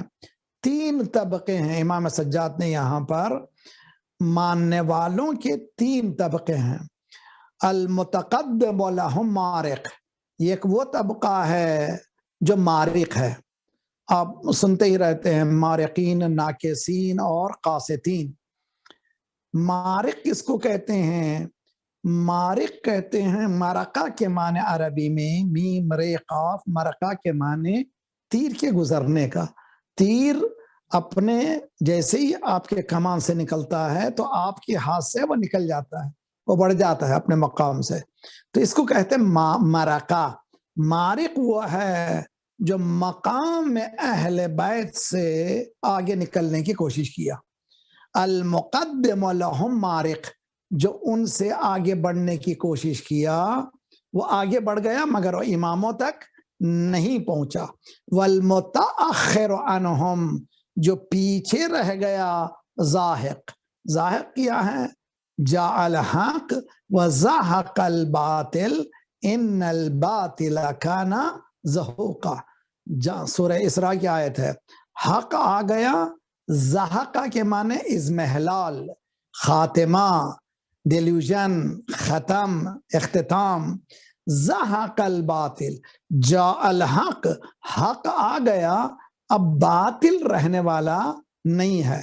ज़हक़ल बातिल, और उसके बाद इन्नल बातिला काना ज़हूक़ा, बातिल को खत्म होना ही है, उसकी किस्मत में ही तबाही है, वो इस महलाल ही के लिए है, बातिल को कभी करार नहीं है।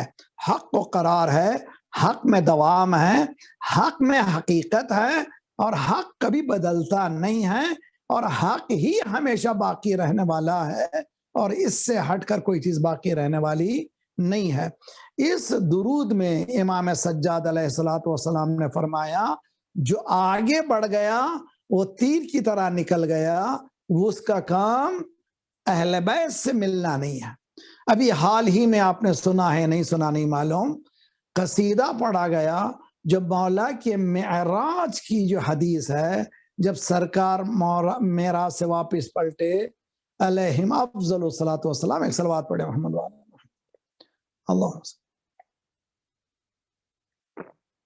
मैं कसीदा खानों से और शोरा इकराम से बड़ी एहतरामाना अपने अशार को फ़ज़ाइल के उस मैदान में ले जाइए जहाँ पर इंसान इल्म हासिल करे और अमल की तौफीक उसमें हासिल हो और मोहब्बत अहले बैत में उसमें इजाफा हो। कहीं ऐसा ना हो कि मारिक हो जाए, कहीं ऐसा ना हो कि ऐसे आगे निकल जाए। सरकार से पूछा कि आपने अल्लाह से बात की मेराज में? सरकार ने कहा, तो आप ये सवाल था कि किसके लहजे में आपसे अल्लाह ने गुफ्तगू की? तो सरकार ने फरमाया, खातबनी अल्लाह बिलुगत बिलहजत अली इब्न अबी तालिब, अल्लाह ने मुझसे अली के लहजे में गुफ्तगू की। सिंपल सी गुफ्तगू है। अब आपको समझना है, हजरत मूसा से अल्लाह ने बात किससे, किस जरिए से की? वो दरख्त से की। अब मकाम में रिसालत सब समझिए कि अल्लाह चाहता था तो वहीं कोई फरिश्तों से कहता कि उनकी आवाज से निकाले, लेकिन अली की आवाज इस बात की दलील है। सर्व को सबसे ज्यादा सरकार को जो पसंदीदा आवाज है वो अली की आवाज। सलवात पढ़े मोहम्मद वाला। बात समझ में आ रही है? अब ये फज़ाइल का वो मकाम है जहां पर वो हदीस को मिलाइए, या अली, मुझे किसी ने नहीं पहचाना सिवाय तेरे और अल्लाह के, अल्लाह को किसी ने नहीं पहचाना सिवाय मेरे और तेरे, और तुझे किसी ने नहीं पहचाना सिवाय मेरे और अल्लाह के। ये मेराज का मकाम यही तसलीस है, मकाम तसलीस है, जहां मारिफत का वो मकाम है जहां इनके अलावा कोई है ही नहीं। इस मकाम तक कोई पहुंच ही नहीं सकता। अब इस रिवायत को कुरान का लहजा अली का कहकर कलाम में अल्लाह नहीं है बल्कि अली का कलाम कह देना, ये मारिकीन है, मारिकीन में शुमार होना है। इस सलावात का वास्ता, जो इस दुरूद का वास्ता जो इस शाबान में पढ़ी जा रही है, अल्लाह के लिए ऐसे जुमले अदा न करें जो खुद ज़र्ब हो अकायद के लिए। दीन ने इस तरह की बात कोई सिखाई नहीं है। इस दुआ में, इस दुरूद में मौला ने फरमाया, अल मुक़द्दिम लहुम मारिक, जो आपसे आगे बढ़ गया वो मारिक हो गया, نکل گیا وہ ہاتھ سے. جو آپ کے پیچھے رہ گیا وہ زاہق ہو گیا, وہ تباہ ہو گیا. یعنی آپ کے بہت پیچھے بھی نہیں رہنا ہے, آگے بھی نہیں جانا ہے. واللازم لہم لاحق, جو آپ کے قدم پر قدم چلا, چونکہ صراط مستقیم آپ ہیں. نحن صراط المستقیم, اس صراط مستقیم پر قدم رکھنے والے کا نام ہے محب محمد و آل محمد علیہم افضل الصلاۃ والسلام. صلوات پڑھے محمد و آل محمد. یہ کہنے کے بعد ذرا سا میں یہ صلوات کو مولا نے صلوات سے کیوں شروع کیا اور شعبان کی صلوات کیوں نام دیا. اب ہم جاتے ہیں زیارت جامع کبیرہ. زیارت جامع کبیرہ کے سلسلے میں ہم نے کئی مرتبہ بتایا ہے, یہ امام ہادی علیہ السلام کا دیا ہوا اوشن آف فضائل کا ایک دریا ہے, جس کے بعد ہمیں الفاظ کی بھیک, فضائل کی بھیک کسی سے مانگنے کی ضرورت نہیں ہے, اتنا خزانہ ہے وہاں پر. وَجَعَلَ صَلَوَاتُنَا عَلَيْكُمْ وَمَا خَصَّنَا بِهِ مِنْ وِلَایَتِكُمْ. یہ جو صلوات جو ہم پڑھتے ہیں, آپ پر جو ہم درود جو پڑھتے ہیں, اس کو اللہ نے کیا قرار دیا, اور یہ مخصوص ولایت آپ کے لیے اس کو کیا قرار دیا. طیباً لخلقنا, ہماری خلقت کی پاکیزگی کے لیے. اللہ اکبر. وہ طہارتاً لانفسنا, ہمارے نفسوں کی طہارت کے لیے. وہ تزکیتاً لنا, اور ہمارے نفسوں کے تزکیہ نفس کے لیے. یزکیہم ویعلمہم الکتاب والحکمہ. اس کے بعد وہ کفارتاً لذنوب, وہ کفارتاً لذنوبنا. یہ درود کیا ہے؟ کفارہ ہے ہمارے گناہوں کا. اب حدیث میں ہے کہ اگر آپ استغفر اللہ ربی و اتوب الیہ پڑھیں, اس مہینے کی تسبیح بھی آپ نے گزشتہ تسبیح کی طرح وہ تسبیح ہے, جب بھی موقع ملا, ہم لوگ جب بھی فری رہے, زبان سے ادا کریں. استغفر اللہ و اسألہ التوبہ, استغفر اللہ و اسألہ التوبہ. استغفر اللہ forgive me, وہ اللہ میں بخشائش طلب کرتا ہوں, معافی چاہتا ہوں تجھ سے. اور اس کے بعد فوراً وہ اتوب الیہ, I want to return back to you, میں چاہتا ہوں تیری طرف رجوع کروں. توبہ کا ایک معنی ہے رجوع, یعنی اللہ کی بارگاہ میں رجوع. ایک مرتبہ میں رجوع کروں اللہ کی طرف, دوسری طرف اللہ میری طرف رجوع کرے. اللہ اکبر. جب اللہ میری طرف رجوع کرے گا تو میری کامیابی ہے. میں تو رجوع کرنا چاہوں گا, وہ اللہ کب رجوع کرے گا؟ درود وہ ذریعہ ہے جس کے ذریعے سے اللہ ہم تک رجوع کر سکتا ہے, ہم تک پلٹ سکتا ہے, ہماری دعاؤں کو قبول کر. صلوات پڑھے محمد والا. اللہم صلی علی محمد. اسی لیے کہا گیا درود, اس کے فائدے کیا ہیں؟ اس کے فائدے, ایک تو آپ استغفار بھی کر رہے ہیں, اللہم صلی علی محمد وآل محمد وعجل فرجہم, آپ نے جیسے ادا کیا. پہلا فائدہ یہ ہے, یہ صلوات وجعل صلواتنا علیکم وما خصنا بولایتکم طیبا لخلقنا, یہ صلوات ہماری تخلیق کی طہارت اور ہمارے نفسوں کی پاکیزگی, ہمارے تزکیہ نفس کا ذریعہ ہے یہ درود. اللہ اکبر, بہت ہی عظیم ہے درود. اور اس کے بعد یہ درود کیا ہے؟ کفارۃ لذنوبنا, ہمارے گناہوں کا کفارہ ہے. جب انسان استغفار پڑھتا ہے تو معافی مانگ رہا ہے گناہوں کی, مگر اس میں کفارہ گناہ نہیں ہے. درود معافی بھی ہے, کفارہ بھی. درود پڑھیے محمد علیہ وسلم. اللہم صلی. یہاں تک پہنچنے کے بعد اگر میں امامت, مقام امامت کی گفتگو کے لیے مقدمہ اتنا بڑا میں نے پڑھا ہے, اب میں آپ کی طرف آتا ہوں. آج ولادت مولا امام حسین علیہ السلام, آج دعاؤں کو قبول کرنے کی رات ہے.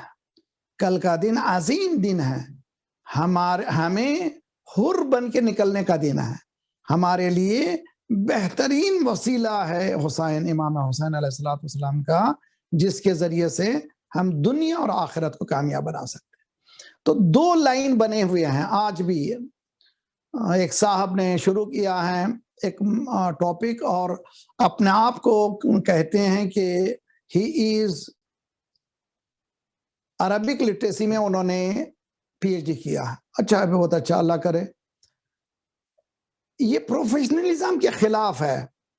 عربی زبان میں پی ایچ ڈی کرنے والا عقائد کی گفتگو کرے، یہ عقل مندی نہیں ہے. میں نے کئی مرتبہ یہ بتایا، پروفیشنلزم ہونا چاہیے. جس کی جو کیپیسٹی ہے اتنا ہی بولنا چاہیے، اس سے زیادہ نہیں بولنا چاہیے. اس کی کیپیسٹی نہیں ہے. اسی لیے مولا امیر المومنین دعائے صباح میں وہ لسانی مقرم بالذنوب، میری زبان مقر ہے، یعنی کنسسٹنٹلی گناہ کو وادار کرتی ہے، گناہ کرواتی ہے میری زبان. زبان بڑی خطرناک چیز ہے. یہ زبان کو اگر کنٹرول نہیں کریں گے تو یہی ہوگا. کم از کم مغربی دنیا میں، آج کے پروفیشنل دنیا میں، حتی مشرقی دنیا میں، اگر سیکولر دنیا والوں کے پاس جا کر کے کام کیجئے، ای این ٹی کا اسپیشلسٹ ہارٹ کا کام نہیں کرے گا. ہارٹ اسپیشلسٹ ڈاکٹر جو ہے ای این ٹی کا کام نہیں کرے گا. صاحب بتائے گا یہ میری لائن نہیں ہے، یہ میرا دوست ہے، اس کے پاس جاؤ. It's a beautiful thing. اگر آپ حقیقت میں آپ نے زبان میں، عربی زبان میں پی ایچ ڈی کیا ہے، اس سے خدا مبارک کرے. ہونا بھی چاہیے ہمارے جوان ایسے جو عربی زبان میں پی ایچ ڈی کریں. نہج البلاغہ پڑھے ڈاکٹر صبح صالحی کو، جو لبنان کا کرسچن ہے، جس نے نہج البلاغہ پڑھنے کے بعد اپنی زندگی بدل دی. تو ہم لوگ کس طرف چاہ رہے ہیں؟ جارج جرداق کا نام سنا ہے. جارج جرداق کو شاعری یعنی عربی لٹریسی سے واسطہ تھا. اس کے باپ نے جب نہج البلاغہ دیا، اس کی زندگی بدل گئی. ہم لوگ اگر اپنے ہی پروفیشنل کو صحیح استعمال کریں تو ہمیں کبھی تباہی نہیں ہوگی. لیکن جو شخص زبان ماہر ہے، وہ زبان کی ماہریت سے ہٹ کر وہ داخل ہوگا عقیدے میں. عقیدہ بھی ایک پی ایچ ڈی چاہتا ہے. آسان چیز نہیں ہے عقیدہ سمجھنا اور عقیدے کو پر باقی رہنا. عقیدہ، سچا عقیدے کو پانا، اس عقیدے پہ باقی رہنا آسان کام نہیں ہے. اس کے لیے بھی پی ایچ ڈی کی ضرورت ہے. اب یہ چونکہ پی ایچ ڈی میں نے کیا ہے، یہ علامہ مجلسی علیہ رحمہ، یہ متقدمین پورے زیارت کیا کہتے ہیں، دعائے توسل پڑھنے والے، یہ توسل وغیرہ، یہ قرآن کا کانٹرڈکشن ہے. یہ بکواس جوانوں کو گمراہ کرنے کے لیے. اگر جوان الرٹ نہیں رہے گا ان باتوں میں گمراہ ہو سکتا ہے. میں وارن کرتا ہوں اور یہ پیام دیتا ہوں، جس کسی کے دل میں اگر کوئی شک ہے عقائد کے سلسلے میں، اس کے پاس جائیے جو عقائد میں ایکسپرٹ ہے. جو عقیدے میں ایکسپرٹ نہیں ہے وہ زبان کھول نہیں سکتا دوسری زبان میں. تو اب آپ کو میں بتاتا ہوں، تعجب ہے کہ یہ دعائے توسل علامہ مجلس نے لکھی ہے، اور یہ جو قم میں جو علماء ہیں اسی کو تقریباً فالو کرتے ہیں. اب یہ جو ہے اسمارٹ ہو گئے قم کے مراجع. ارے بھائی، تمہارا آئی کیو اور ای کیو اگر علامہ مجلس سے بہتر ہے تب بکو، ورنہ تمہیں بولنے کا حق نہیں ہے. تمہارا ای کیو اور آئی کیو اگر تمہارا مراجع سے بہتر ہے تو بولنے کی کوشش کرو، ورنہ تمہیں زبان کھولنے کا حق نہیں ہے. تھوڑی بہت سی عقیدت رکھ کرنے کی، تھوڑا بہت سی نالج کے بعد تمہیں سمجھانا پڑتا ہے. اگر سمجھ میں نہیں آتا تو سنو، قرآن سے سنو، اور قرآن اگر تم نہیں مانتے تو تم مسلمان ہی نہیں. صلوات پڑھے محمد وعلی محمد.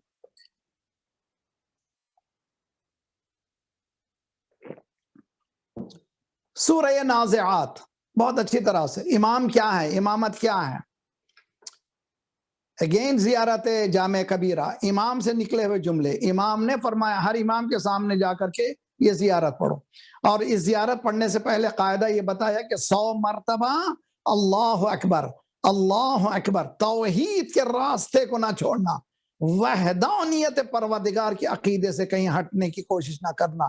اس لیے کہ اس میں کوئی جملے ایسے آنے والے ہیں جو تمہارے ذہن کو اگر تم بیلنس نہیں کیا تم نے بگاڑ سکتے ہو. جس طرح سے وہ شعراء جو مولا کے اس حدیث کو کسی مقام پہ لے جا کر کے قرآن کو کلام علی کہہ کر کے ثابت کرنے کی کوشش کی.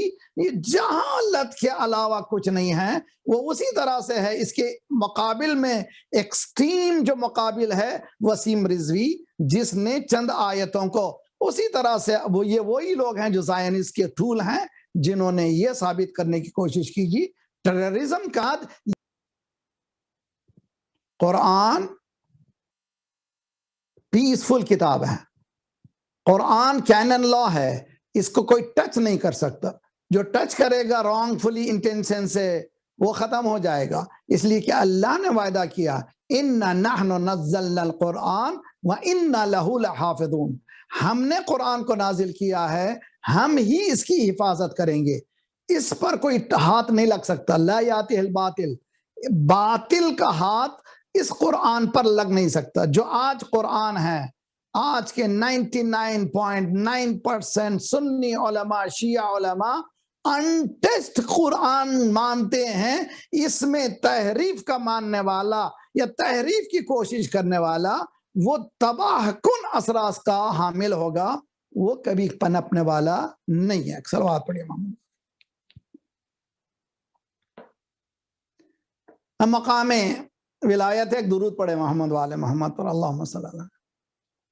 جہاں یہ ہو رہا فضائل کا یہ رخ بھی سنتے چلے جائیے. مولا امام ہادی علیہ السلام نے السلام علیکم یا اہل بیت النبوہ معدن الرسل، آخر میں کہاں پر؟ اعلام التقا ساست العباد. ہو ایک ایک جملہ فضائل ہے دنیا. آخر میں بکم ینزل الغیث، آپ کی وجہ سے بارش کے قطرے گرتے ہیں. تفسیر کرو تم، لٹریسری کے ماہر تفسیر کرو، نہیں کر سکتے تم. جب تک اس در کی چوکٹ پہ جھکو گے نہیں، اس وقت تک نہ فضائل سمجھ سکو گے نہ فضائل کو سیکھ سکو گے. فضائل اہل بیت سمجھنا ہو، اسی لیے معصوم نے کیا فرمایا؟ ہمارے احادیث کو قرآن سے ملا کر کے دیکھو. قرآن سے ملتی ہیں تو لے لو، اگر نہیں ملتی ہیں تو ہمارے سے واسطہ نہیں ہے. کرائٹیریا کیا ہے؟ قرآن ہے. آئیے سورہ نازعات. سورہ نازعات سورہ نبا کے بعد ہے. نبا سورہ آپ جانتے ہیں کہ 30th پارہ جو شروع ہوا ہے سورہ نبا سے ہے. اس کے بعد کا فوراً سورہ ہے نازعات. بسم اللہ الرحمن الرحیم. والنازعات غرقا والناشطات نشطا والسابحات سبحا فالسابقات سبقا فالمدبرات امرا. قسم ہے ان کی جو ڈوب کے کھینچ لینے والے ہیں، وہ آسانی سے کھول دینے والے ہیں، وہ فضا میں پیرنے والے ہیں، پھر تیز رفتاری سے سبقت کرنے والے ہیں. اب میرے پاس ٹائم نہیں ہے، صرف ایک ہی آیت، ایک ٹکڑا ہے جو 2 لفظوں کی ایک آیت ہے. فالمدبرات امرن، فالمدبرات امرن. پھر امور اللہ کے انتظام کرنے والے ہیں. توجہ.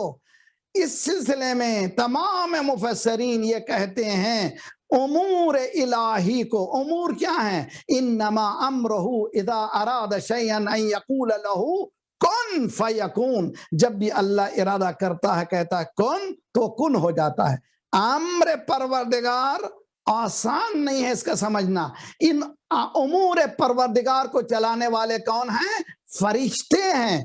فالمدبرات امرن، اس امر کو پورا کرنے والے. اللہ نے کہہ دیا کن تو اس کن کو پورا کرنے والے کون ہیں؟ فرشتے ہیں. تم فرشتوں کو تو سمجھتے ہو، اہل بیت کو سمجھ نہیں پاتے جو فرشتوں کے استاد ہیں.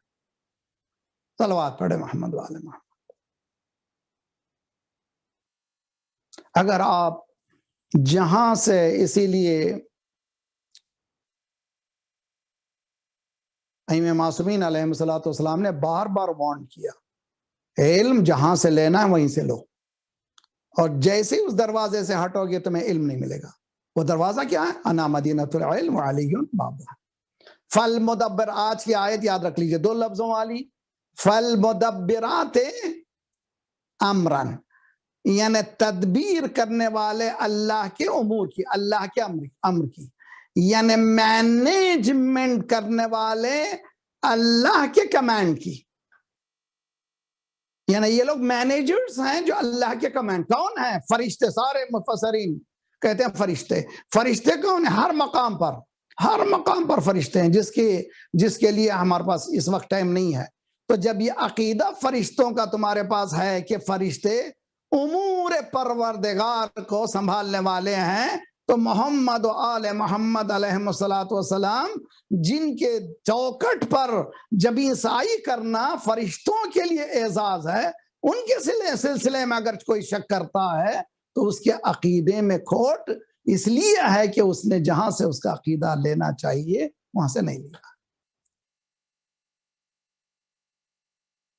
اتنے مقدمے کے بعد اب ایک فرشتوں کا ہجوم ہے جو داخل ہو رہا ہے. سرکار کے گھر میں بیٹا ہوا ہے. پہلے بھی فرشتے آئے تھے، پہلے بھی مبارکبادیں ہوئی تھی، لیکن آج کی مبارکباد کی شان ہی کچھ اور ہے.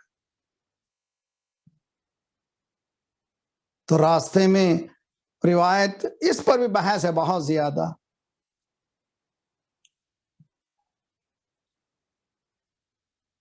کہ فرشتے نے خواہش کی کہ میں معذب ہوں، میں نے غرور کیا تھا. اب اس کا چھٹکارا یہی ہے کہ اس مولود کے طفیل میں بچ سکتا ہوں. یہ مقام فالمدبرات امرن کو سمجھنے کے لیے، یہ مقام امامت کو سمجھنے کے لیے کافی ہے. اس کو سنبھالے ہوئے لائیں سرکار کے پاس. واقعات آپ ہزاروں مرتبہ سنتے ہیں. جس کو اللہ نے اتنے پر دیے تھے وہ اڑتے ہوئے اس نے غرور کیا تھا، کون ہے مجھ جیسا. اللہ کو یہ غرور پسند نہیں آیا، اللہ نے اس کے پر و بال اس کی قوتوں کو کھینچ لیا. اب آ رہا ہے اپنے آپ کو نجات دلانے کے لیے. کیا باتیں ثابت ہو رہی ہیں؟ نمبر 1، نجات اس وقت تک ممکن ہی نہیں ہے جب تک کہ اس در پر جبیں سائی نہ ہو، اس دروازے تک نہ آئے، ان کی چوکٹ پر سر نہ جھکا دیں. بعض روایتوں میں ہے کہ سرکار نے کہا حسین کے جھولے سے مسو لو، اور جیسے جیسے مس ہو رہا تھا ویسے ویسے پر ملتے جا رہے تھے. تو آج کا دن بھی یہ مس ہونا ہے حسین کے اس نام سے، اپنے کردار کے ذریعے سے، اپنے عقائد کی درستگی کے ذریعے سے، اور اپنے اعمال کے ذریعے سے. تو پھر ہمیں پر بھی ملیں گے، ہمیں وہ پرواز ملے گی جس میں اگر آپ فخر بھی کریں گے تو حسین کے ذریعے سے فخر کریں گے. صلوات پڑھیے محمد وعلی محمد. فالمدبرات امرن اور بکم ینزل الغیث، یہ مقام امامت ہے. اللہ کے لیے میرے نوجوان اگر ماں باپ سن رہے ہیں، بچے سمجھ نہیں پا رہے ہیں، تو try to explain to them please. Professionalism باقی رکھیے، جہاں سے جو چیز ہے وہیں سے لیجیے. پروفیشنل سے اپنے ہٹیے نہیں. عقائد کوئی معمولی چیز نہیں ہے، عقیدے کو بگاڑنا اچھی چیز نہیں ہے. اسی لیے اس درود میں جو شابان کا درود ہے، مقدم، مؤخر اور لازم، 3 گروپ ہیں، جو آگے بڑھ گئے، جو پیچھے رہ گئے، جو ساتھ ساتھ چلے. اہل بیت کے قدموں پہ قدم رکھتے ہوئے چلے جائیے. یہی صراط مستقیم ہے، یہی نجات کا راستہ ہے. وہ علی ہوں کہ حسن ہوں کہ حسین ہوں، اولنا محمد، اوسطنا محمد، وآخرنا محمد، وکلنا محمد. اللہ تعالیٰ سے دعا ہے کہ بحق محمد وآل محمد ہمیں اللہ توفیق عنایت فرمائے کہ ان ذوات مقدسات سے قربت حاصل کریں ہم، اور علم کے ذریعے سے، نالج کے ذریعے سے ہمارے عقائد نالج بیس ہوں، لاجک بیس ہوں، منطقی ہوں، اور علمی ہوں، فکری ہوں، اور ہر روز ہم اس گھر سے قریب ہو جائیں. اور نجات کا راستہ ہی اسی میں ہے کہ اس کشتی میں سوار اور اس سے ہٹنے والا خواہ نبی کا گھر والا ہی کیوں نہ ہو غرق ہونے والا ہے، اس لیے کہ یہ حقائق دین ہے، یہ ریالٹی آف ریلیجن ہے، اور اس ریالٹی کی رات ہے آج، کل کا دن بہترین دن ہے، مبارک دن ہے، اور ہم ہمیشہ سے مبارکباد اس طرح سے پیش کرتے ہیں، عیدی کیا ہو ہمارے لیے؟ عیدی ظہور مولا ہے، اور ظہور مولا کی عیدی اگر ظہور مولا ہے، اس راستے میں شہادت اگر ضرورت ہے، اللہم ارزقنا قتلا فی سبیلک، پروردگارہ تیرے راستے میں شہید ہونا ہمیں نصیب فرما، پروردگارہ بحق محمد وآل محمد، یہ وہ ذوات مقدسات ہیں جن کے گھر سے ہمیں نجات مل سکتی ہے، یہ نجات کی کشتی ہیں، اور یہ موجوں کے تھپیڑوں میں ہمیں پہنچاتے ہیں، یعنی انسان کی مشکل سے مشکل زندگی میں اگر اس دروازے تک پہنچ جائیں تو یہ مشکل کشائی کرتے ہیں، پروردگارہ ہمیں زندہ رکھنا تو اسی گھرانے کی محبت میں زندہ رکھ، اٹھانا تو انہی کی محبت میں اٹھا لے، پرچم اسلام کو بلند فرما، دشمنان اسلام کو، دہشت گردوں کے سرغنوں کو تہس نہس کر دے،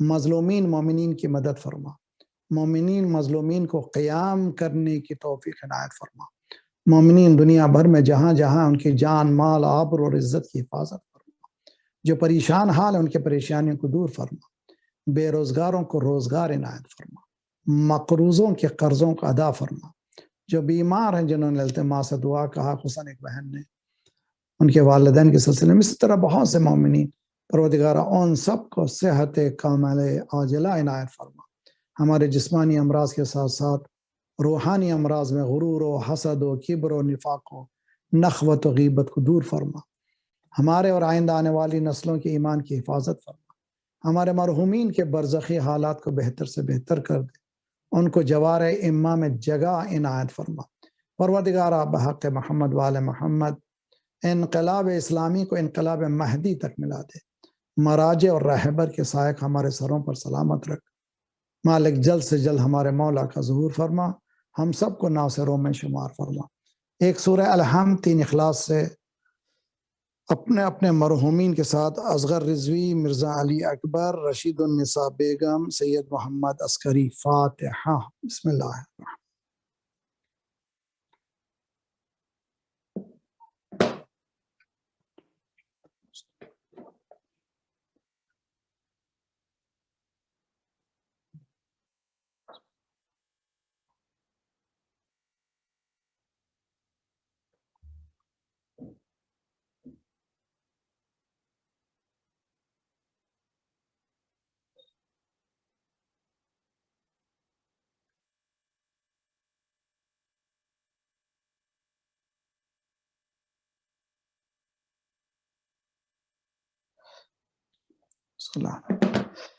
ربنا تقبل منا انك انت السميع العليم، اللهم صل على محمد وعلى محمد.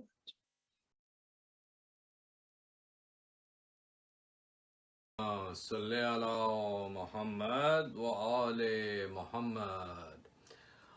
السلام علیکہ یا رسول اللہ، السلام علیکہ یا نبی اللہ، السلام علیکہ یا امیر المومنین ابن سید الوسین، السلام علیکہ یا فاطمۃ الزہراء سیدۃ النساء العالمین، السلام علیکہ یا حسن مجتبی، السلام علیکہ یا ابا عبداللہ الحسین، وعلی علی ابن الحسین، وعلی اولاد الحسین، وعلی اصحاب الحسین، خصوصاً سیدی و مولا یا بالفضل العباس یا ابن امیر المؤمنین، السلام علیکہ یا اخت کا زینب و ام کلثوم و بنت کا سکینہ، السلام علیکہ یا سائر شہداء کربلا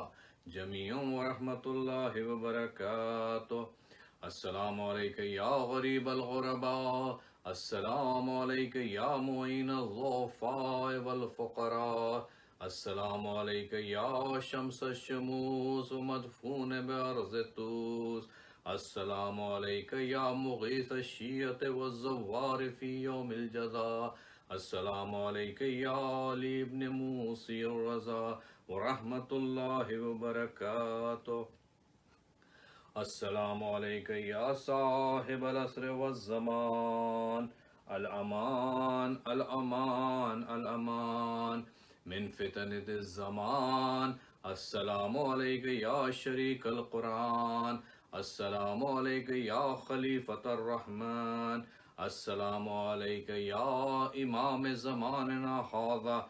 عجل الله تعالى فرجك وسهل الله تعالى مخرجك وظهورك. السلام عليكم ورحمة الله وبركاته.